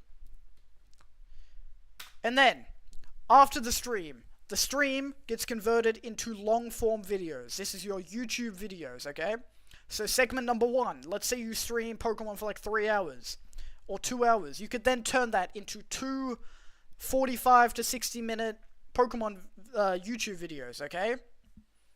Let's say you start the Nuzlocke, that's one video, you do the first like hour or so of the Nuzlocke, and then the second part is maybe you're up to Whitney. And then Whitney, because Whitney is like a big, notable figure, like Whitney is something that everybody knows about in Pokemon Heart Gold, maybe you make a separate video about that, because people are going to be like, oh my god, Whitney. I want to know how he overcame Whitney, so let me like click on that video. And then, sometimes you only get one video out of a segment. Sometimes you get 2, sometimes you get 1. It just depends. So like maybe you get a 3rd video out of that stream. And then later on you make a 4th video based on the cooking segment. So out of one 6-hour stream, you get 4 YouTube videos out of it, for example. Not every single stream is going to be like that, but like this is probably the most efficient sort of stream that you want to be trying to do. One stream, multiple segments, and then you get 1 or more video out of every segment of the stream. This is like the most efficient use of your time when you're streaming. You always got to be thinking, how am I going to get the most value for my content out of the stream? And then, from the long form content, maybe you get like 1 or 2 clips out of each video as well. Like you take the best couple of minutes out of each video, and you make a clip out of that. And then you've got your short form covered as well. You post that on TikTok, you post that on YouTube Shorts, you post that on Instagram Reels. It's like you're trying to make life as easy for yourself as possible. Because it's way, way, way more time efficient, idea efficient, content efficient to be taking one idea, turning it into multiple videos, turning it into multiple short form clips. Next up, we're going to talk about video editing. Video editing, this picture here, this is the logo for DaVinci Resolve. DaVinci Resolve is my favorite video editing software. It is free, it is extremely easy to learn. I learned how to use DaVinci Resolve after like watching maybe one tutorial video that was like maybe an hour, maybe 2 hours, but you could like skim through it a little bit.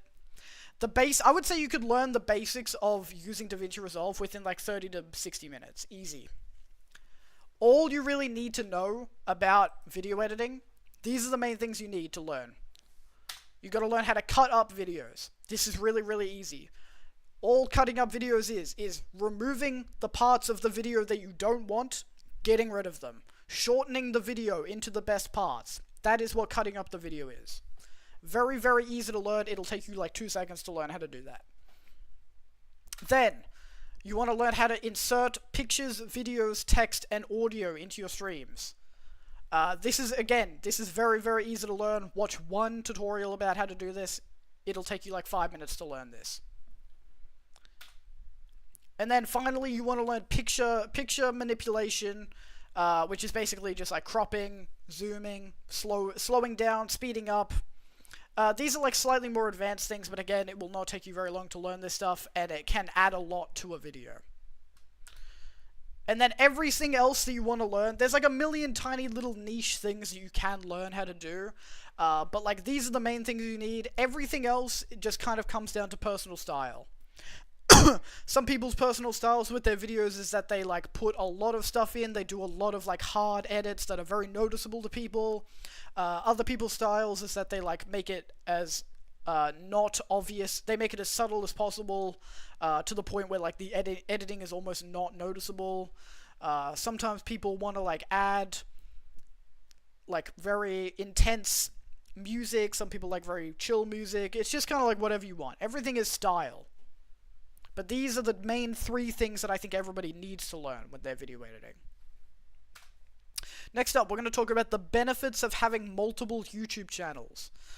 Most big creators who post on YouTube, if they're good at YouTube, they probably have multiple YouTube channels. The main benefits of having multiple YouTube channels is that it's really good for planning content, because you can be like, oh, I'm gonna do this thing and this different thing. I don't really want to put these on the same channel because they're very different, so I'm going to put them on multiple channels. I'm going to split them in between the two channels, and it's going to make it a lot easier for you to do the ideation phase that we talked about earlier. Secondly, is it's really good for the algorithm. The main reason that it's good for the algorithm is because if you are consistently posting one type of content, let's say you're posting like hour-long YouTube Let's Plays, gaming Let's Plays, okay? If you post like, consistently post that sort of content, and then you randomly post like a cooking video, YouTube is probably not going to push it as much because it's very different to what the people who normally watch your videos are going to watch. So it might just not promote it as much. So you might make, if you're really passionate about cooking and gaming, and you know that you want to make a lot of gaming content, but you also want to make a lot of cooking content, you probably want to put the cooking stuff on a separate channel, because then the algorithm will promote that more. Here is different ways you can split the channels that you have, okay?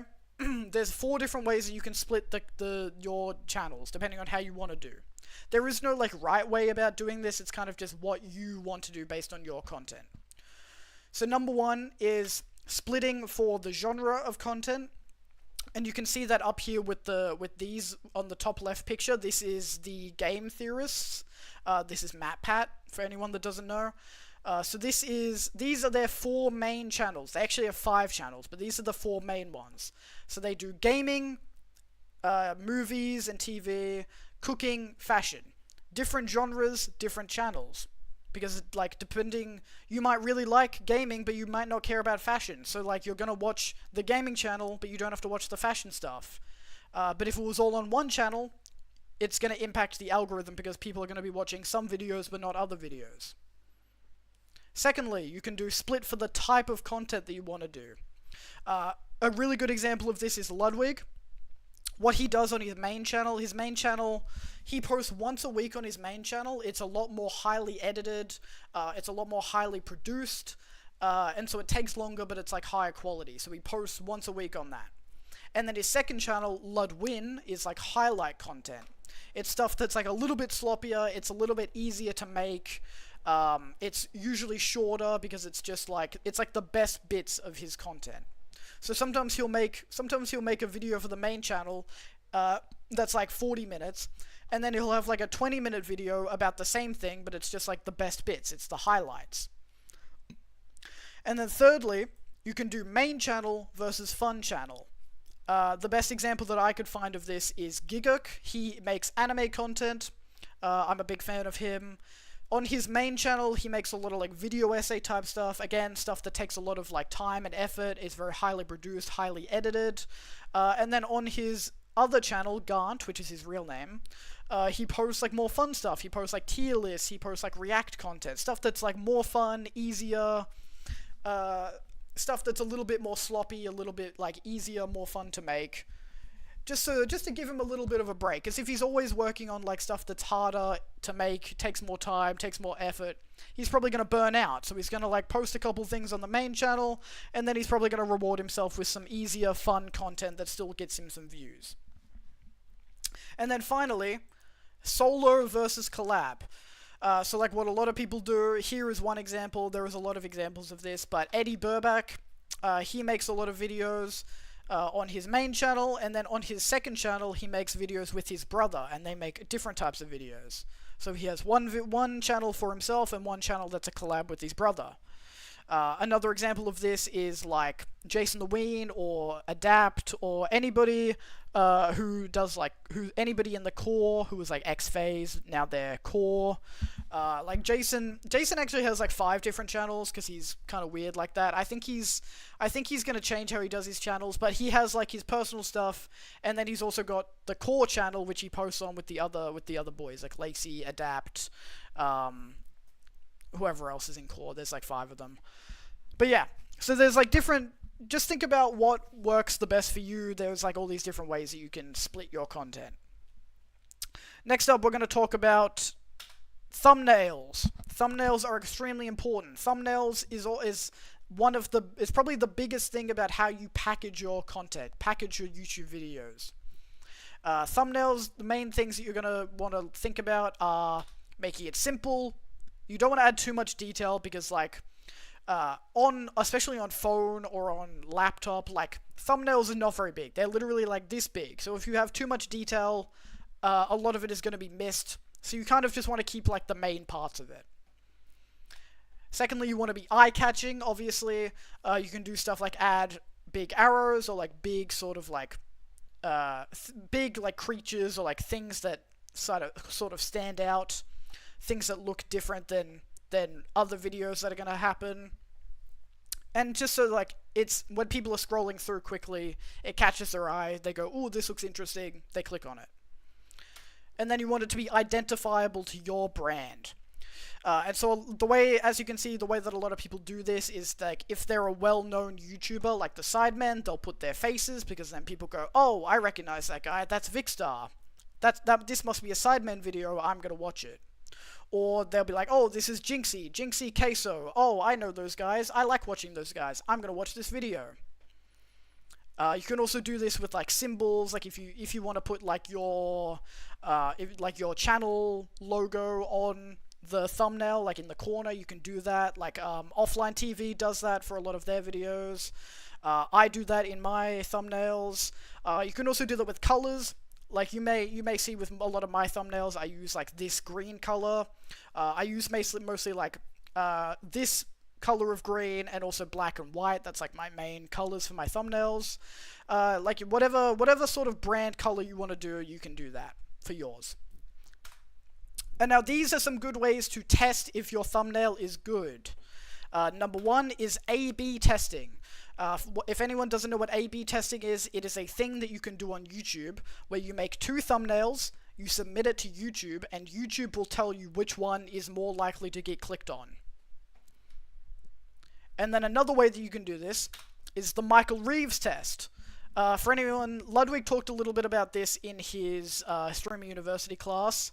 For anyone that doesn't know, Michael Reeves is a very big YouTuber, and the way that he tests if his thumbnails are good is he blurs his eyes a little bit. If you like, right now, as you're watching, like, if you blur your eyes a little bit, you go a little bit cross-eyed, so that things are, like, a little bit blurry, but you can still sort of see things.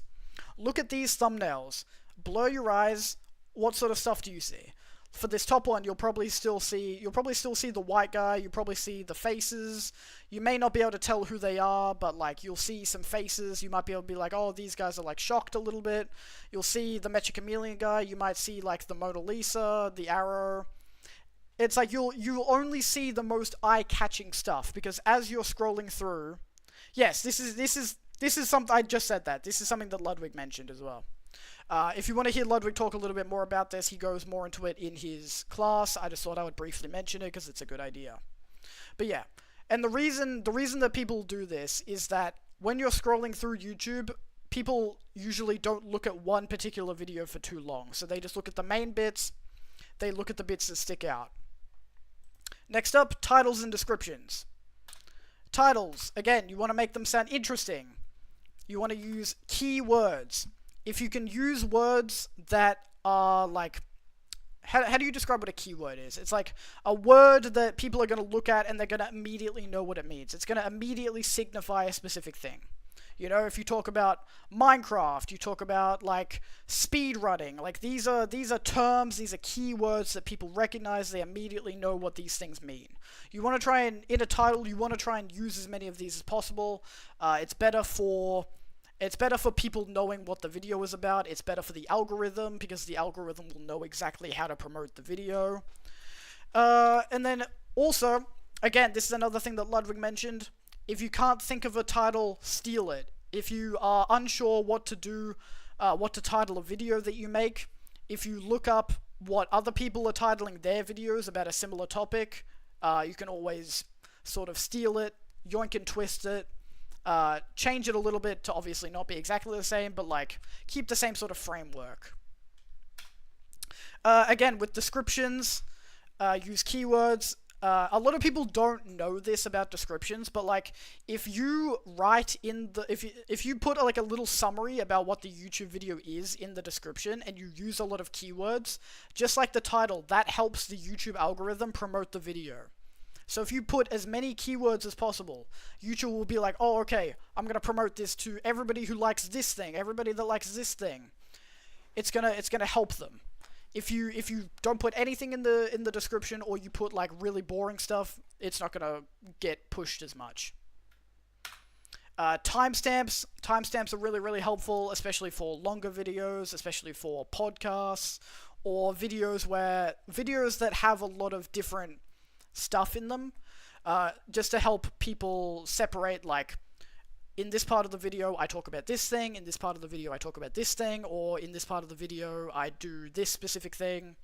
It's very helpful, because if people click on a video and they're expecting one thing, and maybe you're not talking about that thing here, but you talk about it in a different video, if you don't have any timestamps, people aren't going to know where the part of the video is that you talk about the thing that they want to hear. So they're just going to click off the video. But if you have timestamps and you say, oh, I'm talking about this specific thing here, people are going to go, oh, okay, this is the part of the video that I want to get to. So they might skip to that part of the video, which, you know, isn't as good as them watching the whole video, but it's better than them completely clicking off the video. You'll still retain you'll retain more views and more watch time than if you don't have a timestamp. And then also in the description, you want to put the links to all of your other socials, all of your other channels. That is where those go. Because then in your video, when you go, oh, by the way, guys, I also do streaming, I also do TikTok, people are going to be like, oh, cool. Where do I go to do that? And so instead of, most people aren't going to take the effort to go to Twitch and look up your name, or go to TikTok and look up your name. But if they scroll down into the description, they can just click on the link and it's immediately there. It just makes it easier.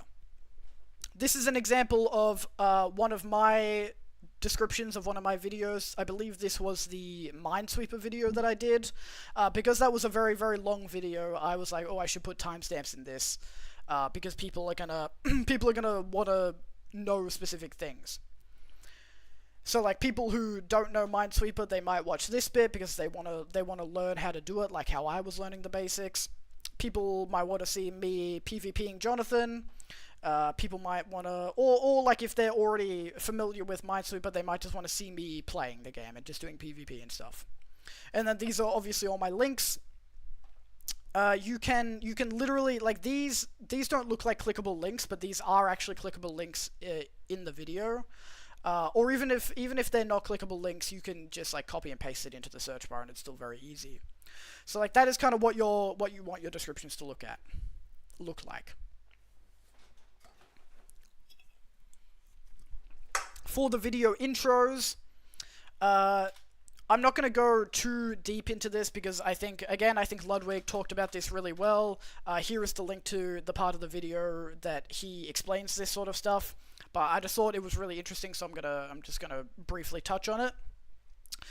He talks about the 4 Ps, which is basically within the first like 30 to 60 seconds of your video, these are the 4 things that you want to touch on, okay? You want to touch on the premise of the video, which is just like, what are you doing in this video? Why should people watch? The problem, which is like, oh, how am I going to overcome this challenge? The plug, which is like you plugging all of your other stuff. So like for me, that would be like my Twitch or my TikTok or whatever. And then the payoff doesn't need to be at the start of the video. The payoff is usually in the middle or at the end. But the payoff is just like how you overcome the problem. But you wanna at least tease the payoff at the start of the video. You want to be like, oh, how am I gonna overcome this thing? Find out at the end. That's the best way to do it. But yeah, if you wanna hear more about this, this is the video to watch. He also just made another video where he sort of condensed all of his Streaming University videos into one thing. So I would recommend going to watch this after the stream is done, or after you finish watching this video. Now we're going to briefly touch on short form content. Short form content. The algorithm loves short form content. the short form content is the thing that all of the algorithms want to push the most right now, because it makes the platforms the most money, and it can make the creators the most money if you do it properly. So even if you don't want to make short form content, you kind of need to make short form content because that is the thing that is going to get you the most new eyes on your content. There are two different types of short form content that you can make. You can make clips. Clips are literally just like you take a 30 to 60 second chunk out of your stream or out of your video and you post that, and that is easy. That's it. That's as easy as it is. It's like the easiest way to do short form content. Anybody that's streaming, you need to be doing clips. Even if you're making YouTube videos, I would also recommend you use clips. It's very, very easy, and it gets a lot of eyes on you. It's the easiest way to do short form content. And the good thing about clipping on Twitch is that it's extremely easy now, because they just introduced voice activated clipping. So for me, right now, as I'm streaming, if I go Twitch clip that, it just made a clip of the last 30 seconds of stream. So that's really, really easy to do if you're in the middle of gaming and something happens and you don't want to like take the time to like go off and click on the thing that does the clipping. You can just be like Twitch clip that, and then it automatically does it, and then you can just look at it later. It makes it so much easier. They literally just introduced this within the last like week or so. So it's very, very, very good. And secondly, once you get big enough, you won't even have to do your own clipping, because viewers who like your content, who watch your content, will probably clip for you. This is especially true, like, as you get bigger, you will have more people clipping you, for better or worse. But yeah, so that kind of takes the clipping out of your hands, because then you can, after a stream, you can just look at the clips tab on Twitch, and you can go through and be like, oh yeah, that was a good clip, I'm gonna post those. And then the other type of short form content that you make is original short form content. This is anything that's not a clip that you're posting on like short form content. So like any original TikToks that you make, any original YouTube shorts that you make, any original reels that you make. Personally, I'm not a huge fan of these ones. I find, out of anything, I find posting original content on TikTok the hardest thing to do. Because, like, I can easily stream, I can easily record, like, a gaming video, a reaction video, whatever. But on TikTok, I find it's just, like, it doesn't blend well with my brain. I don't like it. But I still think it's worth doing if possible. If you can't think of any ideas to do it, if you can't think of any ideas about what to post, if you feel comfortable, like, obviously TikTok was originally a music app, and so dancing still does extremely well on there. Like a lot of like the mainstream trends still are like dancing trends. I personally am not super comfortable dancing on TikTok, so I don't make this sort of content, but like if you are, you can. Also, like storytelling, if you have something to talk, like storytelling / ranting, if you have like a funny little story that'll take like 30 seconds to 2 minutes to talk about, that can be a good thing to post. Or if you just like, if you're really annoyed about something and you think that you can rant about it for like a couple of minutes, that's also something that tends to do pretty well. But yeah, and also, again, with the titles and stuff, if you can't think of anything, just copy other people, steal it. TikTok is built on building on other people's trends and things. Like, if you look at like what a bunch of big TikTok creators are doing and you look at their content, you could probably do the exact same thing and get like half the views, which is pretty good. So yeah, I'm not really the short form person. I can do, like, I know clips, but I don't really know original short form, but like there's definitely other people who can talk more about that, but I'm just giving my little 2 cents on it. And now finally, we are in the final section of the lecture. What do I do once I start gaining traction? Like I said earlier, you can define gaining traction as whatever you want to define it as. Personally, I define it as like, you make a little bit of money off it, or like you're starting to make money off it, and maybe you're starting to think about potentially doing it full time. So that would be how I identify, that's how I define gaining traction. You can define it whatever you want to do. We're going to talk about hitting Twitch affiliate, because when you hit Twitch affiliate status, you get access to a bunch of new things. Number one, you get access to subs. People can give you subs, they can give you, which is basically just them giving you money. People, this should be subs/bits actually, because on Twitch there is two different ways that people can directly give you money. Bits is like smaller amounts of money. I don't know exactly how much one bit costs, but it's like maybe 5 cents or something for a bit, or like something around that. But that's for like smaller amounts of money. That's just for people to be like, hey, I really like your content, whatever, here's a little bit of money. Whereas subs are like bigger. Subs is more expensive, it gives you more money. It also gives the people who sub specific rewards. And subs are... you can only have one sub per person per month.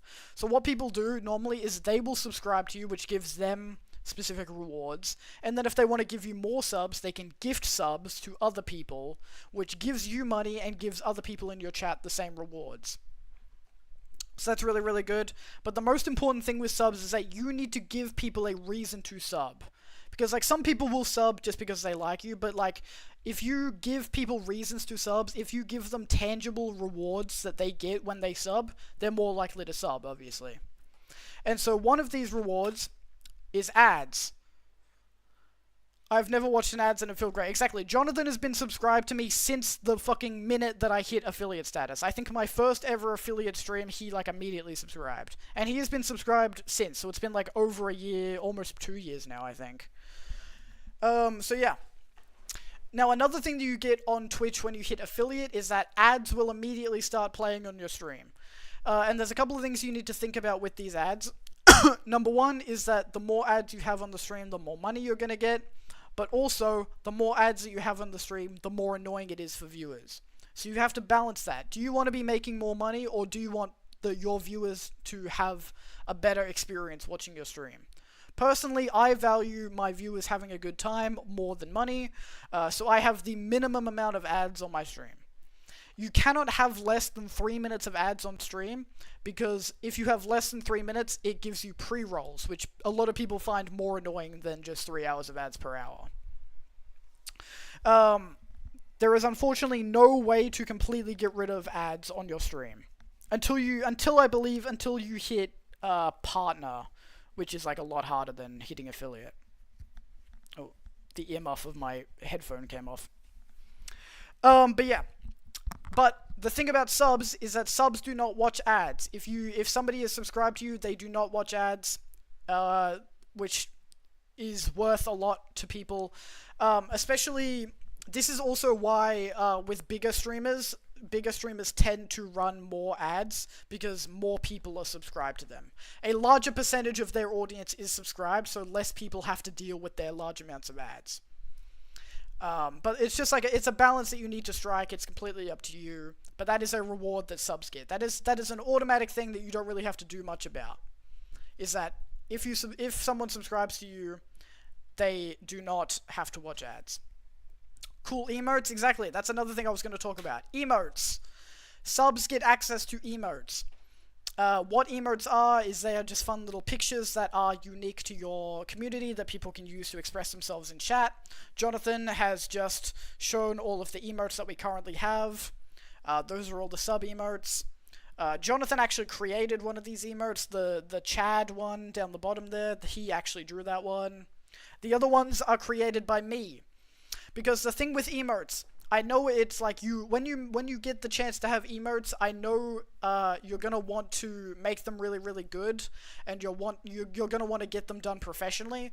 But unfortunately, it's very, very expensive to get emotes done professionally. So the best thing that you can do, even if you're really, really shitty at art like I am, just make them yourself. Literally hop on Microsoft Paint, make a funny little emote, whatever. It doesn't have to be high quality, it just has to be something. Because it gives people more of a reason to subscribe to you. And finally, VIP. VIP is not as important as these other things. It doesn't really do anything, it's just for fun. But if you look in chat, if you look at the biggest man, he has a little VIP thing around him. All that means, I just give it to people who often watch my streams and who I talk to in chat a lot. It's just like a fun little thing. It just makes them stand out in chat, so that way if they message, you're more likely to see their message amongst everybody else. So yeah, that's just like a fun little thing to do, but these first three are much more important to think about. Now, we're going to talk about networking. Networking is very, very, very important. And here are some keys to networking. Firstly, find people that you genuinely like watching. Don't network and try and collab with people who you don't like the content of. Because if you don't like watching their content, you're not going to enjoy being a part of their content. So try and find the people who you like watching. Secondly, the value of the collab has to go both ways. The value of the collab has to go both ways. You have to be gaining value from the collab, and the other person also has to be gaining value from the collab. This is why you usually collab with people who are the same size as you, or if somebody is bigger, if somebody has more of a community than the other person, the person with more community might just be doing it out of the kindness of their own heart, but like, usually you want it to be, you want them to be gaining something out of it as well, just to make it equal, just to make it worth their time and their effort, you know? Thirdly, make it easy and fun for them. People are more likely to collab with you if you do most of the work with the organization. Luckily for me, I'm really good at organization, so this is easy for me. If you text someone, or if you DM someone, and you go like, hey, I want to collab with you, let's collab. And they're like, okay, what are we doing? It's like, it's going to make it a lot hard. They're probably not going to end up collabing with you. But if you approach them and you go like, hey, I really like your content, I want to collab with you, I'm thinking that we do this, this, this, this, this. All you have to do is show up, I'm going to organize everything for you.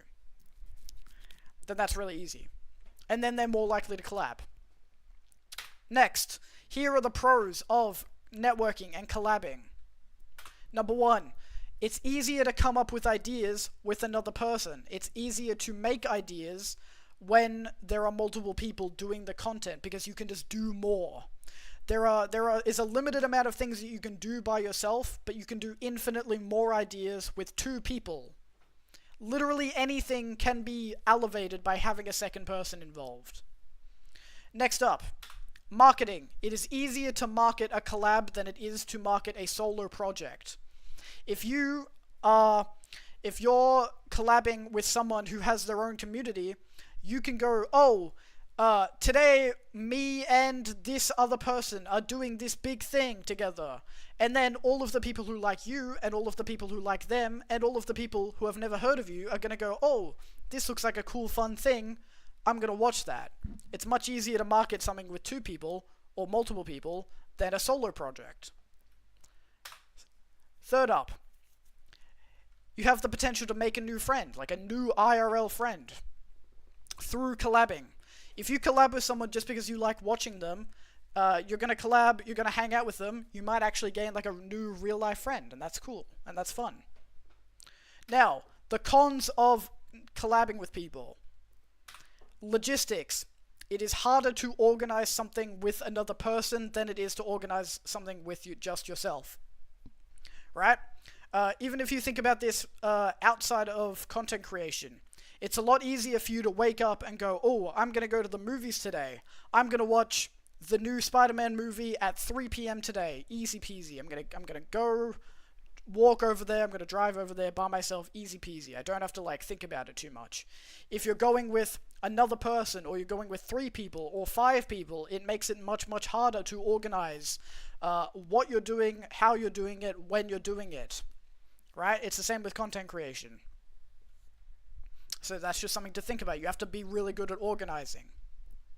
Secondly, sharing revenue.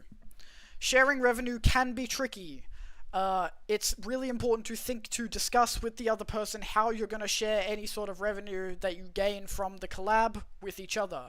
It's very easy to do like a 50-50 split, or you can do it like however you want to do it. But you have to mutually decide how you're going to do it. I would also recommend getting it in writing. It doesn't have to be like a formal contract, but if you just like are texting each other, make sure it's like in the text, maybe screenshot it, like just to be covered. But that's another thing to think about.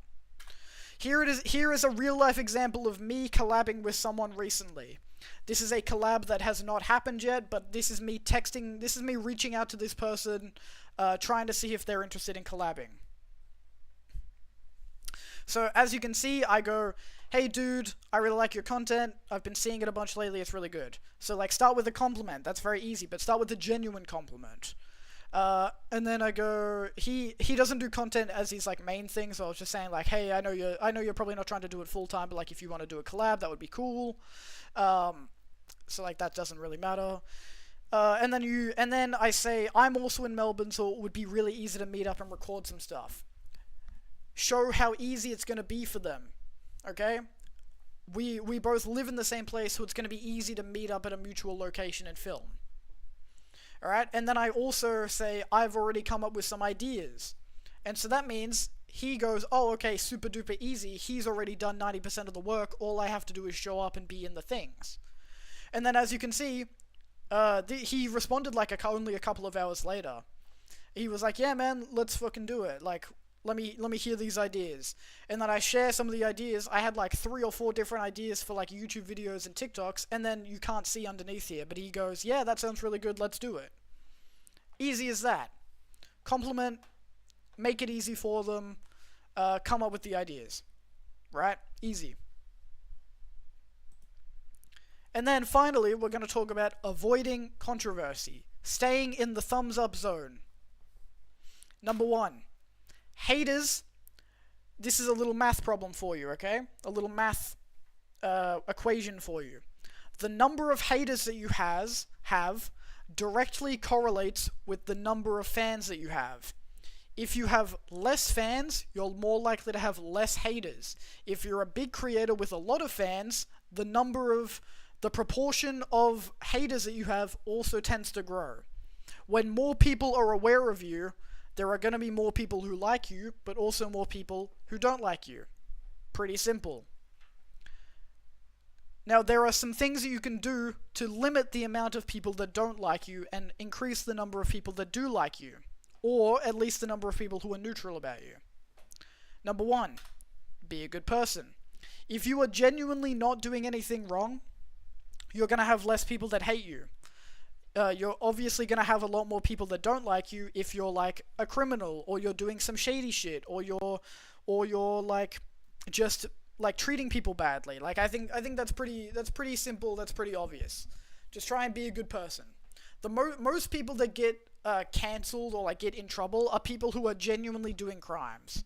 Like how many people have been cancelled because they're like pedophiles, because they're like violent, like they beat up their partner or whatever, like, or just like they're bad people and they're mean to their staff, or they're mean to their friends or collaborators or whatever. If you don't do that, it's a lot easier to not be hated. Number 2, PR train yourself. And what I mean by this doesn't mean like make fake answers to things, or like lie to people about your opinions on stuff. That's not what I mean.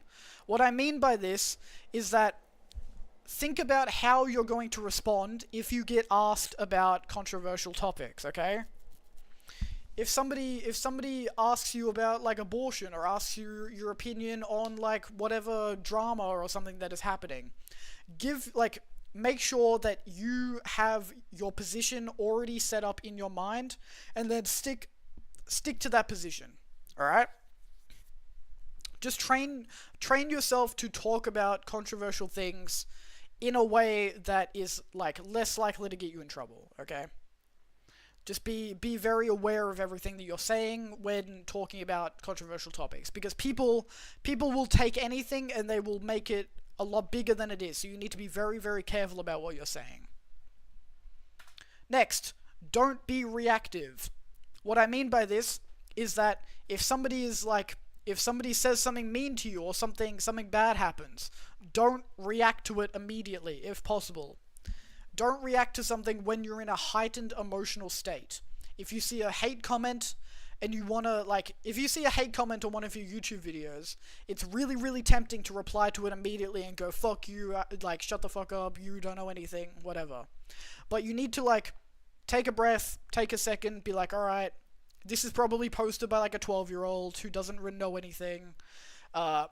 Just, be careful about how you respond to stuff. And this is also even more true with streaming. Because, like, if somebody is being rude in chat or, like, says something annoying in chat, your cortisol's gonna spike a little bit. You're gonna, like, immediately get more stressed. You're gonna immediately get a little bit angry sometimes. But if you immediately lash out at them, that's a bad look. And then if you say something that you regret and it gets caught on stream, there's no way to get rid of it, you know? People have already seen it. People are gonna clip that. People are gonna post that and be like, oh my god, like, da-da-da streamer yelled at their fan or whatever. And then that's gonna look bad. So it's like you just gotta take a breath sometimes, lower your emotional state, and just chill a little bit, and then respond calmly. And sometimes you don't even need to respond. Sometimes you can just fully ignore it. Not everything needs to be responded to. That's another thing. Next up, if you do something genuinely bad that needs to be apologized for, apologize, give a genuine, real good apology where you actually, like, take accountability, actually, like, say what you did wrong, say how you are gonna do better, and then move on. It can be really tempting when you do something wrong to, like, go over it over and over and over just to make sure people understand, but, like, all you really need to do is give one good apology. It's, like, out there, people see it, and then you move on. That's all you gotta do. Because the more you apologize about it, the more people are gonna, like, keep ragging on you about it. So you just apologize once, make sure it's a good apology, and then you move on. And that's it. That's everything. 2 hours, 15 minutes of stream, of lecture. That is a full university class right there, 2 hours. Holy. Most people only lecture for 1 hour. Most people lecture for 1 hour and then they give you, like, an hour of schoolwork to do. I lecture for 2 hours straight. Isn't that crazy? But yeah, I will now be taking questions. If anybody has any other questions about stuff, it's something that I didn't go over in the lecture. Now is the time to ask, and I will talk about it.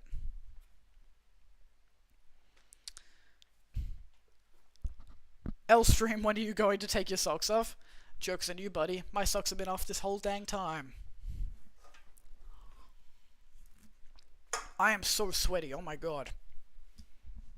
But yeah, I will, if anybody has any questions, I will answer their questions. I might do some daily games, just while people, if anyone has any questions, I'll be here for another, like, half an hour or so. But I'm gonna put some deodorant on real quick.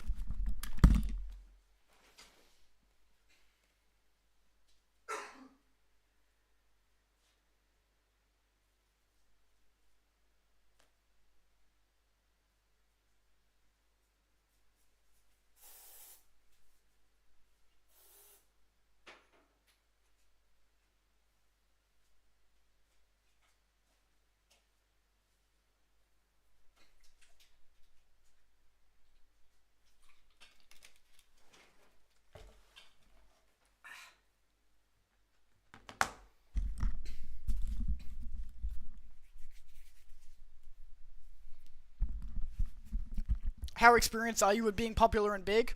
Not at all, honestly.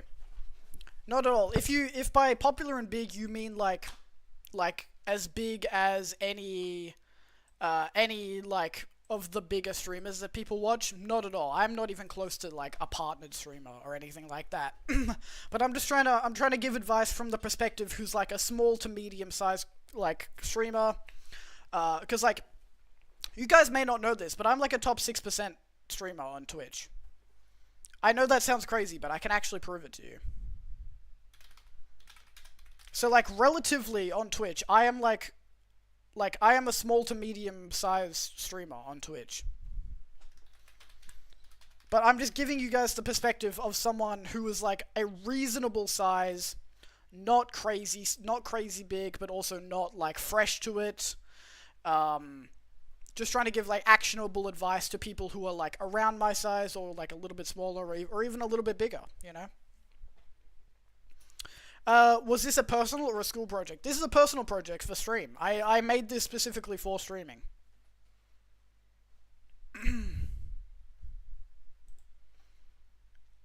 What's the end of year goal? I'm hoping that by the end of this year, Actually, I wrote down some goals the other day. I'll tell you guys.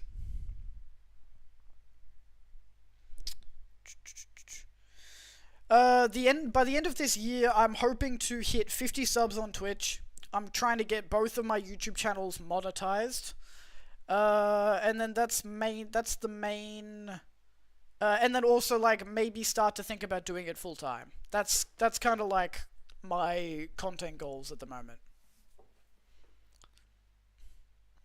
Plans for next year, personal and professional. For next year, my next year goals are, well, I'm gonna graduate from university at the end of next year. So my goal for that is I want to get some investors into my business that I'm making.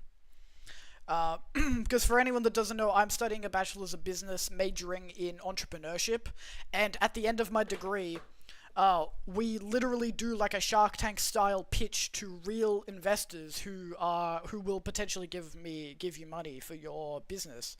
So I'm hopefully going to be getting investors into one of my business ideas. I'm hoping to also become a Twitch partner next year. I want to get invited to a content creator event, whether that's like Streamer University or Streamer Games or Streamer Awards, anything like that. I want to hit 10,000 subs on YouTube, and I want to publish my first novel. That's what I'm trying to do next year. But yeah, I'll show you guys my Twitch tracker. So Twitch tracker, you can search anybody on Twitch, and it will show you their statistics. So as you can see, I have 287 followers, 360 hours total streamed, 2.3 thousand hours watched. And if I look at my, there's a place that you can find the statistics. Here we go. So I'm ranked 359,577, but I am a top 5.59% on Twitch. So, like, even though I am not even close to being a top ranked streamer, I am in the top 6% of streamers, because there is that many people who are trying to become Twitch streamers. So, like, even though I'm not a big streamer, proportional to everybody on Twitch, I'm doing pretty good, you know? So, like, I feel like I'm pretty qualified to give advice to people who are, like, around my size or smaller. I am not claiming to be, like, a big streamer, but I'm claiming to be big enough and experienced enough to be able to give advice to people. Should I start a channel and get bigger? I think you should start. I think if you want to become a content creator, you should start doing content creation. Like, I think you would actually be pretty good at it.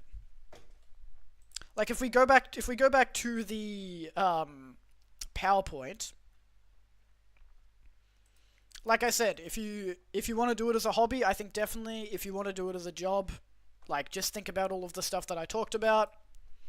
But for the traits that I think you need, I think you hit most of these, Jonathan. I think you would be good at it.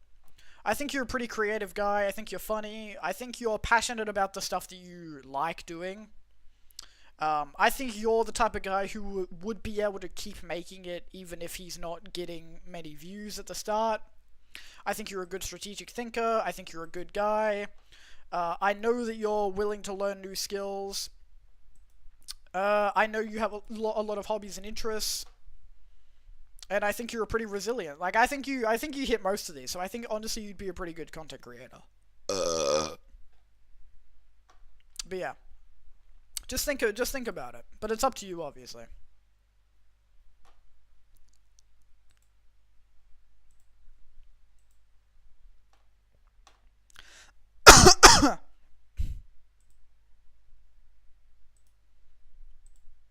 God, my voice is fucked after talking for 2 hours straight.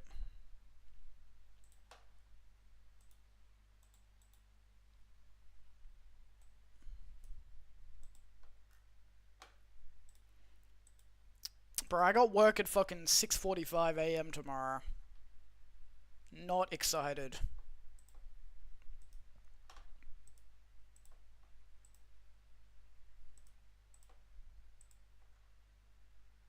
Bro, nothing makes me sweat more than, like, trying to talk for a long period of time. I don't know why.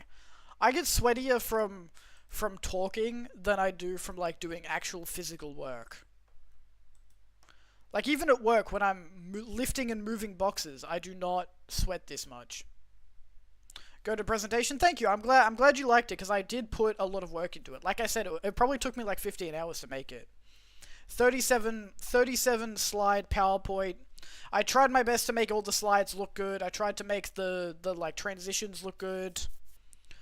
So I did put like a lot of effort into it. So I hope that it helped you guys watching. I hope that if you watched on YouTube, I hope it helped you. I think yeah. Shouldn't have been as green as they were though. No, dude, you don't understand. That's part of the branding. That's part of the branding. Look. If you go to, let's say we go to, if you go to like a slide like this, does it look better green or does it look better white? Like all of these slides could be fucking boring and white, but I wanted like this is dominate green right here. This is my color. I have this color trademarked, just like how Coca-Cola has their red trademarked, alright? It's all for the branding. It's for the sake of the branding. But yeah, making a PowerPoint takes a lot, like making a good PowerPoint takes a lot longer than you think it does. I was like, oh, I'll probably smash this out within like a couple of hours. Bro, it took so long. It takes so long.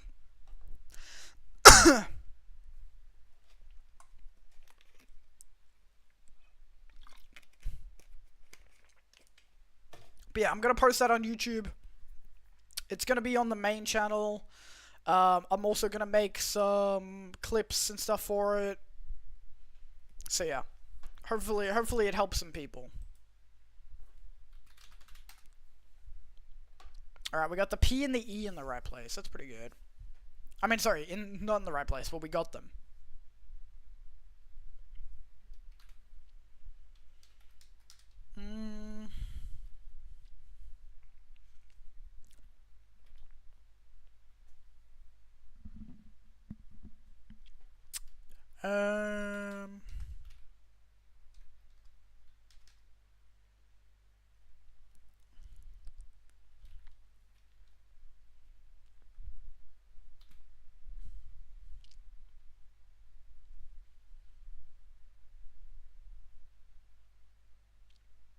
Laugh? Laugh doesn't have an E in it.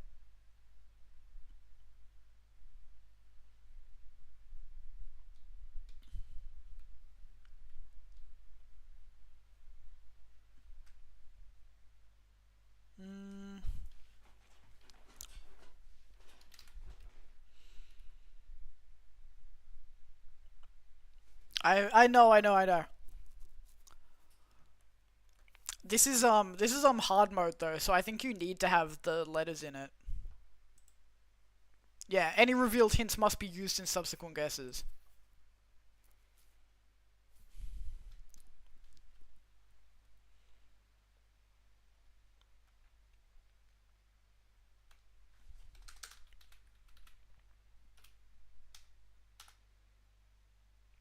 Alright, we got the R in the right place. E and P is still not in the right place.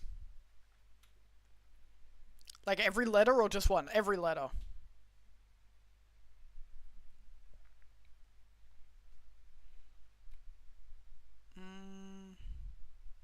Well, I'm assuming P, so it's going to be R, and then I'm assuming P is probably not going to be here, so it's probably...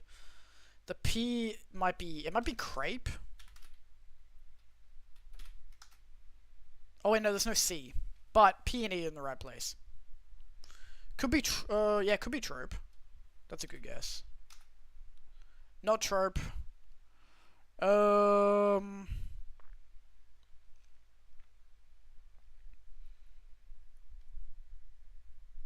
What do we got? We got A. A is like the only vowel left, so it's probably... could be drape. It's not drape. Could be grape. Just thinking about me, yeah. Oh, it's grape. Got it. Nice. Alright, 4x3. Cruise Safari Tour is all like holiday things that you could do. Guided getaways. A stint, a tour, a hitch, a stretch of service, Tour de France, and then a chess piece in French. Okay, I didn't know that. That's cool. Connections. Solid food, pastry crust, rolling over, liquid sunshine, plasma TV, Scotch mist, blackberry, gas station, rowing boat, first words, April showers, Discman, wet weather, carapace, DVD player, crawling. Well, rolling over, first words, crawling, and solid food are all like baby milestones. Blackberry, plasma TV, Discman, and DVD player. That's all like old. That's all like retro tech. Outmoded consumer tech. Yeah. And then we've got.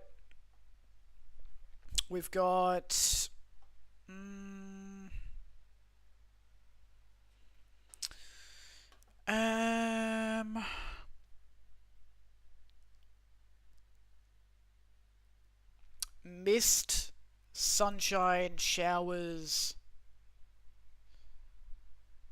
and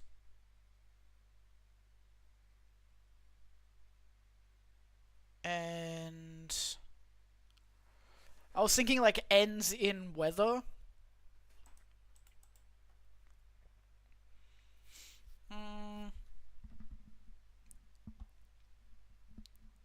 A carapace is like it's like a piece of armor.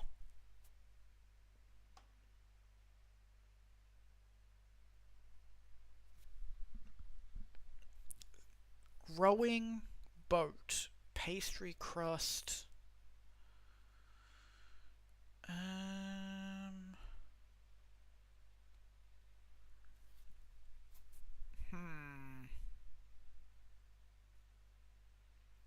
You should review my Pokemon XY team? Sure. Send me a picture.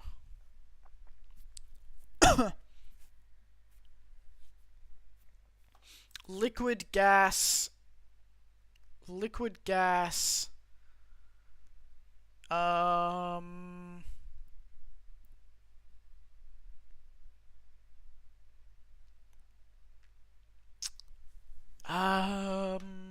What is it? Solid, liquid, gas, plasma. Nah, it's not that. I feel like it's mist, showers, sunshine. Wouldn't be boat. Wouldn't be like crust or rust or ether. I don't know about that. Maybe. I don't know. It is one away though. Maybe it's this one. Just weather. Expressions for rain. April showers, liquid sunshine, Scotch. Oh, okay. Blastoise, Tyrantrum, Aggron. Holy. What a team, dude. What a team.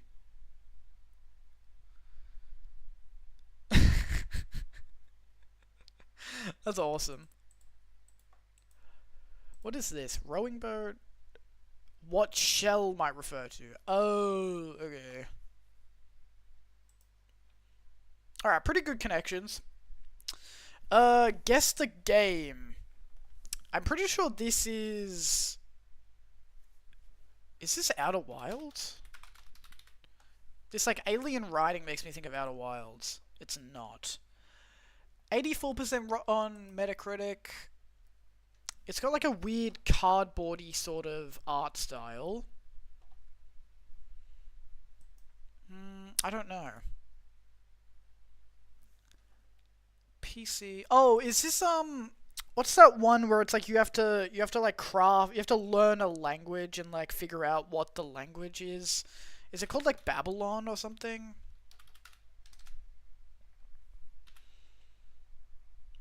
Or it's like, or is it just called like Babel? I don't know. There's one where you have to like, I don't think it has this sort of art style though. Puzzle adventure. I have no idea what this is. It came out this year. I've never ever seen this in my life. I have no idea what this is, but this looks awesome. Phenopolis.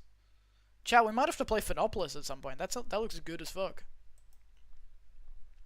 Pokedoku. Final evolution ghost type. We go Gengar.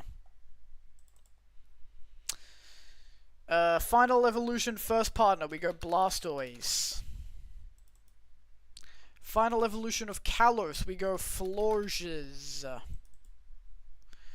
Ghost fighting type. We go Annihilate. Fighting type first partner. We go Blaziken. Fighting type from Kalos. We go Hawlucha.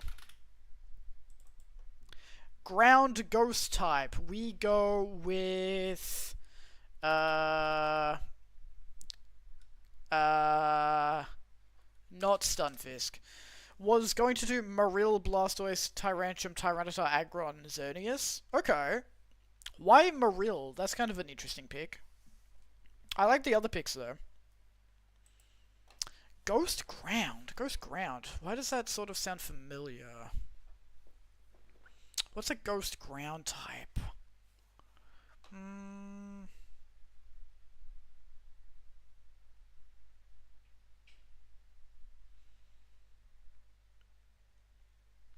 That feels like a Pokemon that I should know.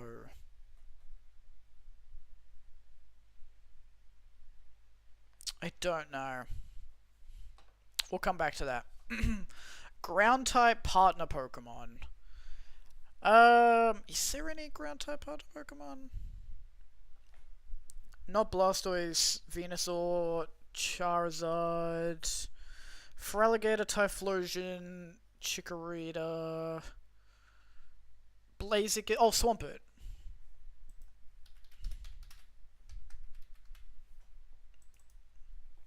Marill is cute. I wanted a shiny, but it can't be fished up, so no fish shading. Too lazy to do a proper hunt. Tyranitar is Y exclusive. Xerneas is boring. Fair enough. So of course I just swapped them all for Aggron. That's valid. A ground type from Kalos. Oh, Zygarde. Dragon ground. What is the ground ghost type? I feel like I should know what that is. Oh, Palisand, of course. Alright, we got most of them, though. That was pretty good. What about Pokenection? I've been watching a guy on TikTok play a lot of Pokenection, so I think I should be good. I'm seeing baby.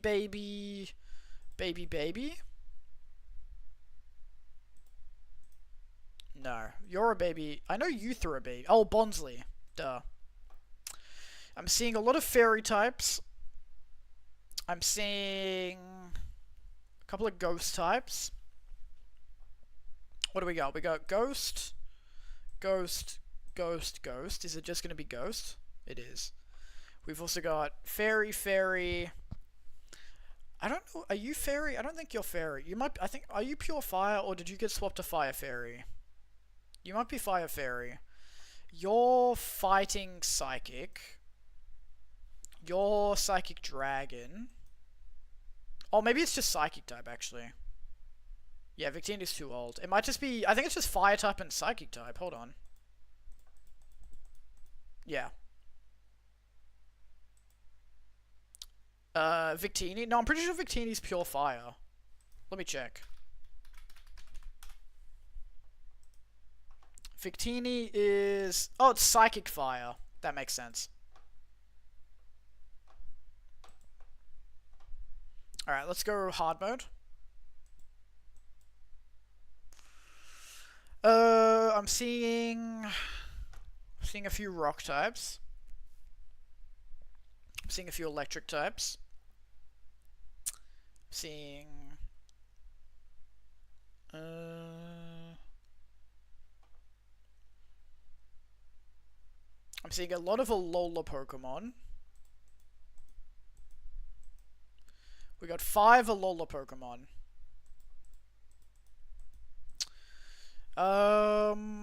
You're Rock Fairy. Well, you two are both Rock Fairy.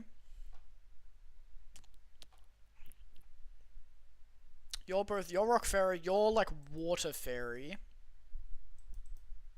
You're Ice Fairy. You're Rock Ice. If something is Rock Fairy, what would it be? What would be super effective or resistant? It would be normal to fighting. It would be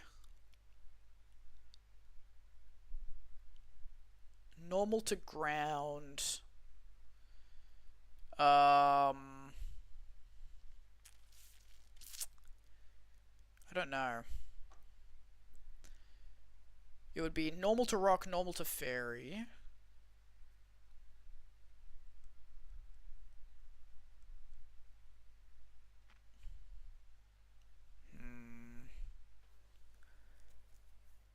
I think it's these two are definitely in the same because they're the exact same type, so they have to be the same category.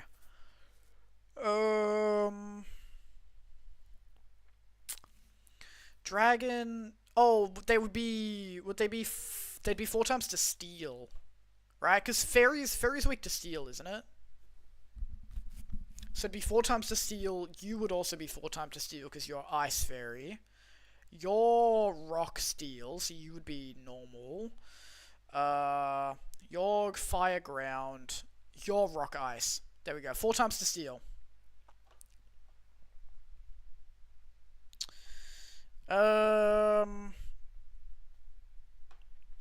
You're fire ghost. You're regular fire. You're fire ground. Bro, I'm so wrong about types. What do you mean?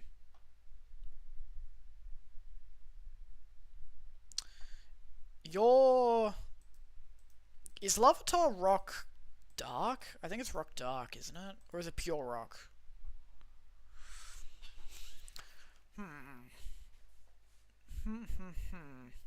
You're water ground. You're water electric. You're water fairy. Pupitar and Heatran? What do you mean? Pupitar is rock steel, isn't it? And then Heatran is what, fire ground? I don't know what you mean.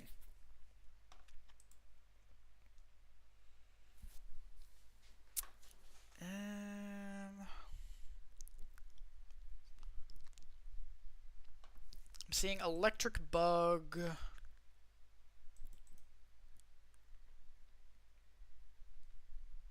No, what do you mean? Is it what are they then?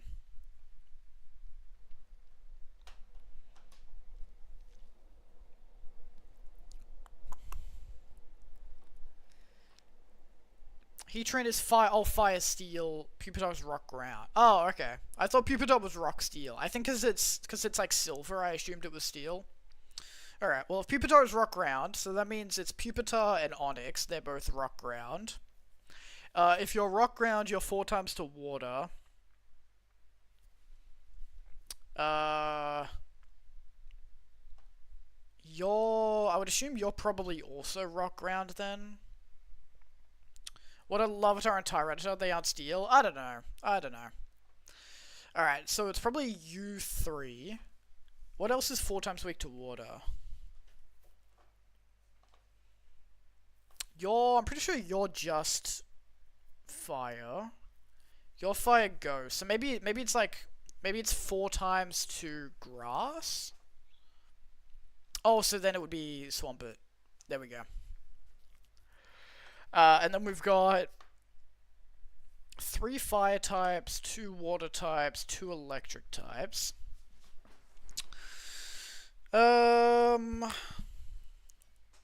So if you're fire steel and electric steel, That means you're probably, that would mean you're 4 times to ground, I think. And then, oh wait, no, there's 3 electric types. 3 electric types, so your bug, your electric bug, electric steel, electric water. Actually, you know what it is? It's probably just a Lola. Because we've got 1, 2, 3, 4, 5 Alolan Pokemon. Out of this, which one do I think is not it? Probably you. No. Okay, so it's you. What else? What else? So it's definitely you. Your dark normal. Oh, so you're 4 times to fight. You're 4 times to fighting. I don't think that matters though. Water fairy. I think it's chill. I think it's not Togedemaru. There we go. Yeah, 7th gen, and then what is this one? 0.25 to steel. That makes sense. Alright, let me try hard plus. Hard plus is always really hard. Okay, I'm seeing a lot of fire types. I'm seeing a lot of rock types.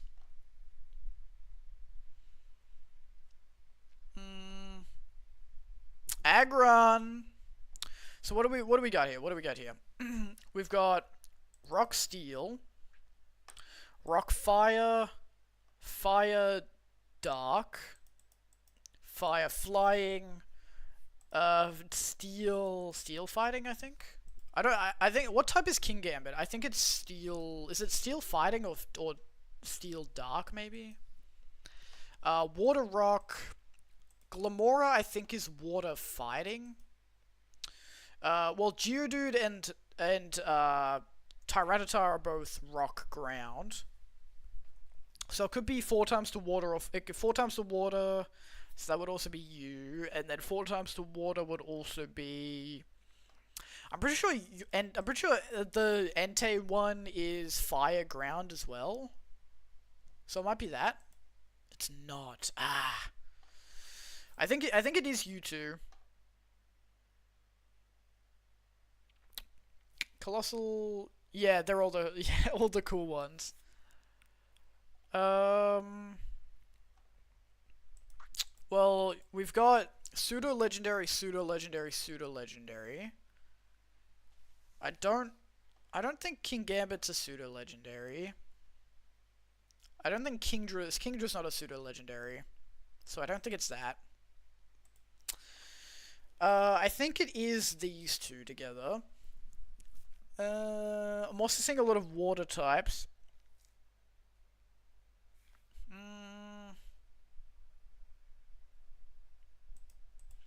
If you're water dragon, that makes you 0.25 to water.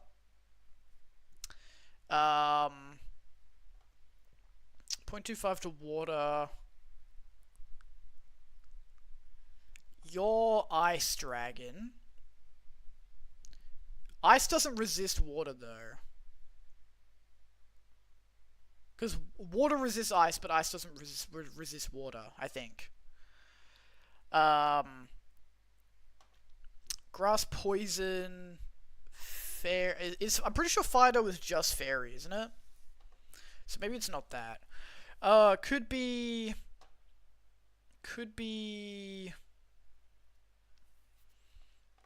You'd be 4 times to water, but you'd also be 0.25 to ice. 0.25 to ice. I'm pretty sure water rock would be 0.25 to ice. Water rock. Oh wait, no, you're water fighting, not water rock. You're water rock. Steel. I think you're steel fighting, so you would be 0.25 to ice.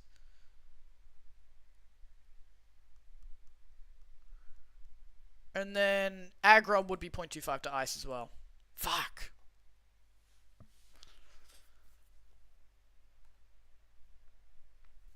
This is hard.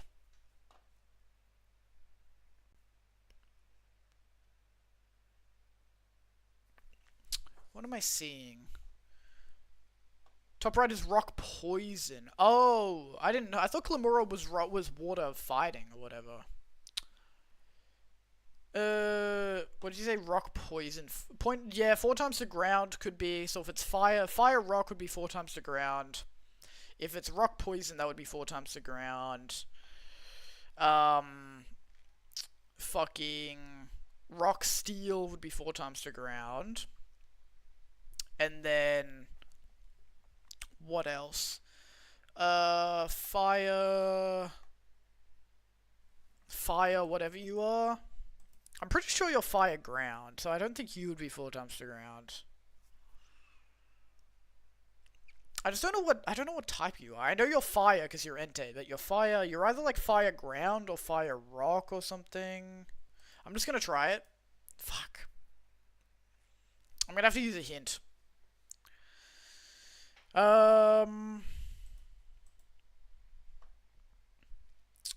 Okay, we've got 1, 2 dragon types.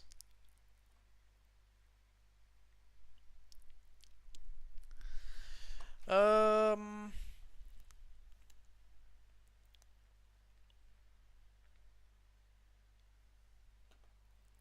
4x fighting, true. Oh, true, because we got normal dark. We've got fighting steel or steel dark or something. I think it's steel fighting. And then we've got rock steel, but I think that's it.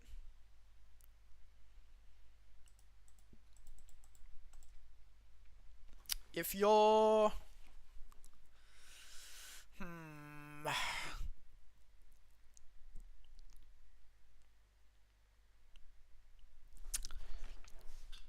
Is Entei dragon type? I don't think this Entei is dragon type.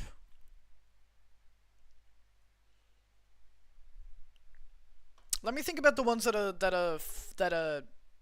dual type. So I know that you're fire rock. So you have to be 4 times to water. But you're like the only one that's... Oh wait, 4 times to water, 4 times to water, 4 times to water. And then maybe you, but I think I tried that already. And then we've got, what else would you be? 4 times to ground, but we already tried that. 0.25 to ice, well we already tried that.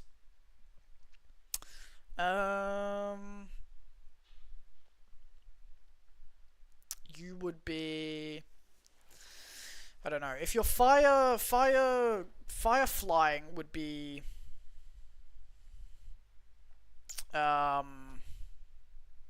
Oh, actually, you know what it is. Actually, I think I know what it is. Charizard, Incineroar, Ivysaur, Mewtwo. They're all in Smash Bros. Yes! There we go. I saw that on a TikTok and I was like, oh, I didn't know that was a category. Alright.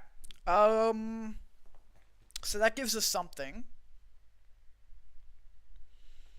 And now we've got...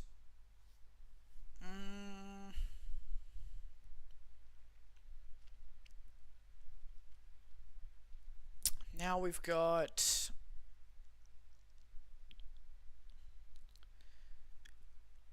I don't think the Kingdra is a pseudo, but maybe let me see. Okay, no, it's not. But these two are definitely in the same category. So... Tyranitar and fucking Aggron, they're in the same category.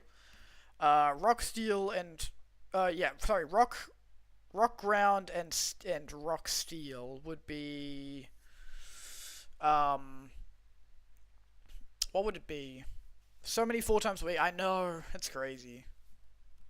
I guess it's hard to have a Pokemon that's dual type without it being a 4 times weight because there is a lot of crossover. It could honestly just be rock type because we got 1, 2, 3 other rock types, but I don't think it would do that in hard plus mode.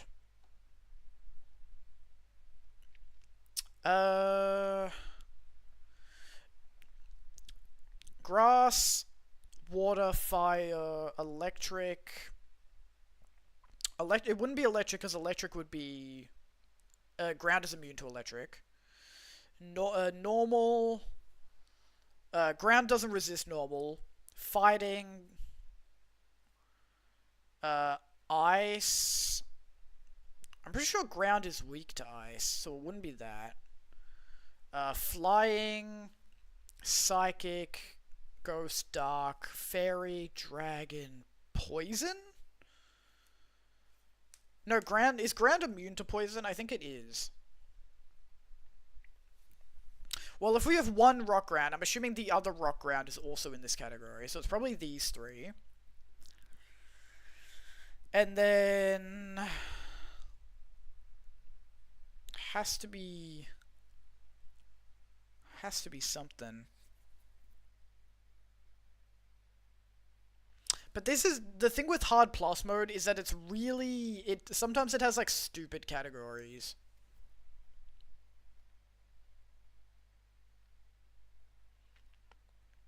So I don't know if this is like a serious category or like a stupid category. Aggron Tyranitar Colossal Baxcalibur. Maybe. We'll try it. No, it's not. It's Tyranitar, Aggron, and then two other things. I think it's Geodude, and then I think something else. It has to be like a type 1. There's definitely... I can't think of it.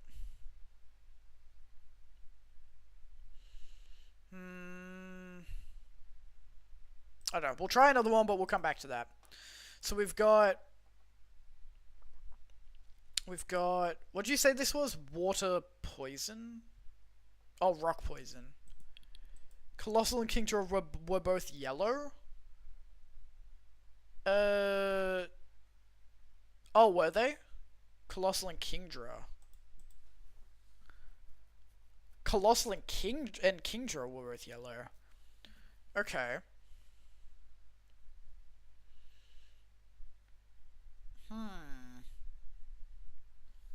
So but like what do they have in common? They're both 3-stage, but that's about it. There's a lot of other 3-stage here though.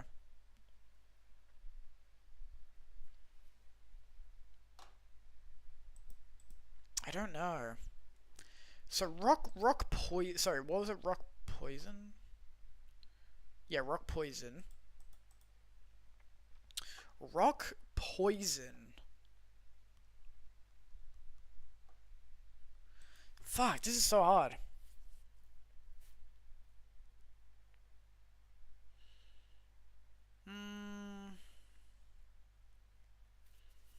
There's a lot of rock types.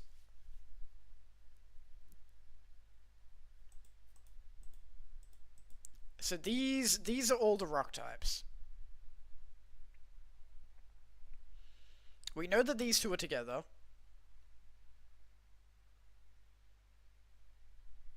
I just don't know what else.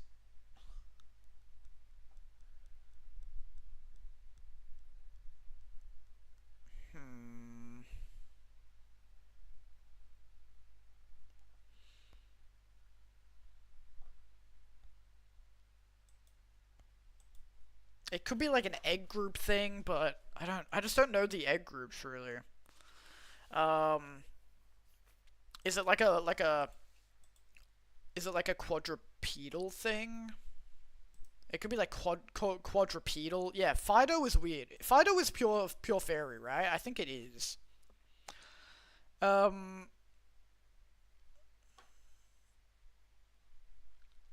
Your Scarlet Violet. No, you're Arceus. You're Scarlet Violet. And then your... sorry, Sword and Shield, not Scarlet Violet. You're Scarlet Violet. You're not... You're Arceus, but that's the same gen. You're Scarlet Violet. You're Scarlet Violet. I only have one more shot, though. This is so hard. I don't think it would do, like, a Generation 1 here in Hard Plus.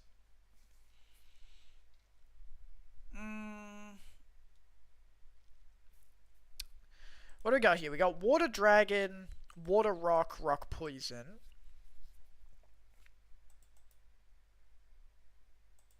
I think our best shot is these three. I think because we know these two are together. This one is the same type, so it's probably in the same category. And then what? Fuck it. Ah. Oh, it was 4 times fighting. Mineral egg group. What the fuck is mineral egg group? So 4 times fighting. Oh, okay, that's what they were in together. So you must be like steel fighting or something. Why did I not try 4 times fighting? I like said that, but then I didn't do it. And then this is 0.25 to fire. That makes sense. I don't know what the fucking mineral egg group. Steel dark? It could be steel dark. It's either steel dark or steel fighting. I think it's steel dark. Fuck, that's so hard.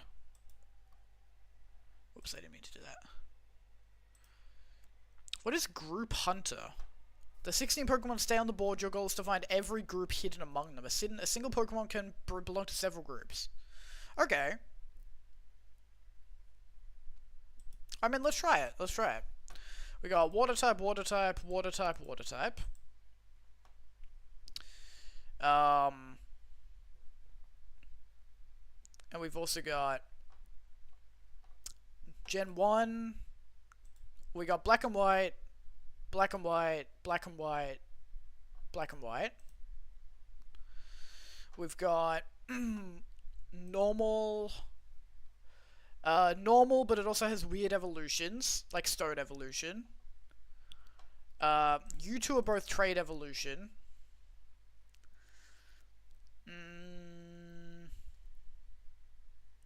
So are you. I feel like there's got to be one more that's a Trade Evolution. I think are you a Trade Evolution? No, you're not. Maybe not. We got bug, bug, bug. That's it. We've got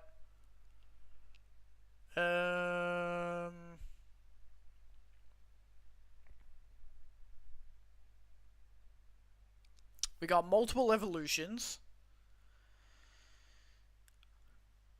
That's like the only one. Fish, fish, fish, fish. Yep. Water egg group and water 2 egg group and fish. We got head and legs. What's that? Wait, no, because you have arms.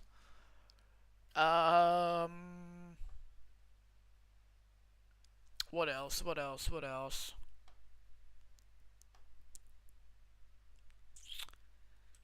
3 stage, 3 stage, 3 stage, 3 stage? Monotype, okay. That too.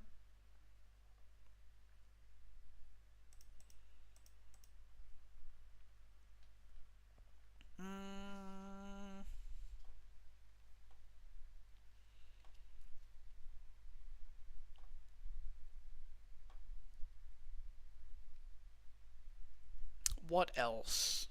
Your grass ghost, I think. Bramble.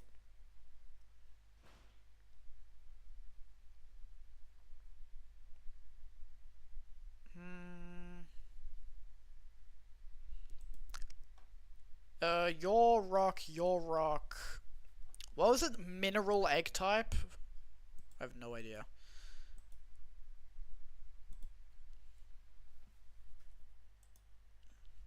This might be a good one to learn because then this will like help you figure out what the categories are. Blue, brown, field egg group. Field egg group is so hard because it has like everything in it. Humanoid. Oh, I did think about humanoid. Quadruped. Okay, so quadruped is a category and so is humanoid. Okay, good to know. Alright, let's do framed. This looks like a Fast and Furious.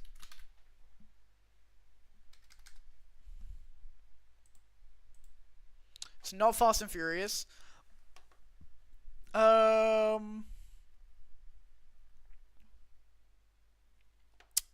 fucking... I'm trying to... There's some sort of police thing.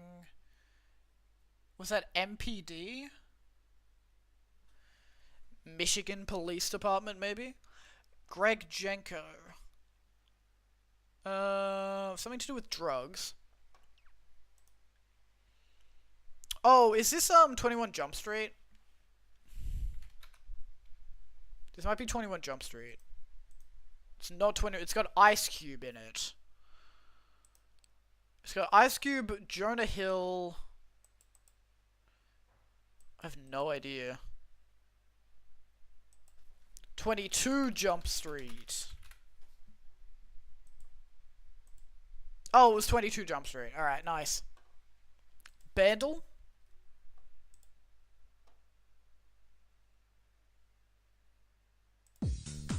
Alright, 2005, 595 million views, easy.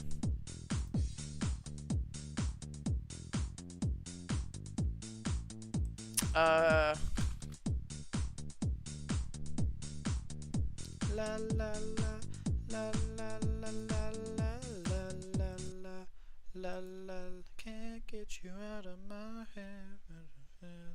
I wish you think about me. Can't get you out of my head.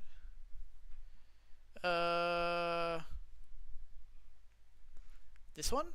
No.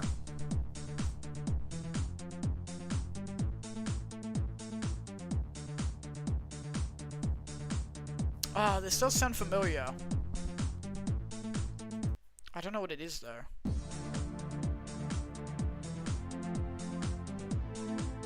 Oh,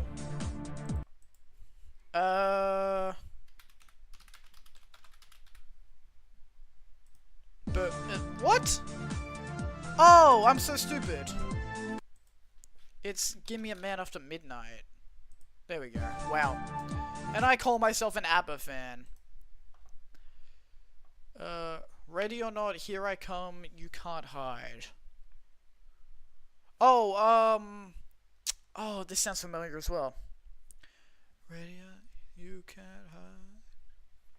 Ready or not, here I come. You can't hide. Gonna find you and take it slowly. Ready or... Is it just called Ready or Not? Is it Fugees Ready or Not? It is. I have no idea what this is. Yeah, I have no idea what that is. Alright, I'm gonna end it here for tonight. Good lecture. I enjoyed that. I think that took a lot of effort. Like, that PowerPoint was a lot of work for me. But I enjoyed it. I hope you guys enjoyed it as well. I'm gonna post the video within a couple of days. So I hope you guys watch that. Should be good. Anyways, I'm hopping off stream for the night. I don't know if I'll be streaming tomorrow, but I'll see how I feel after.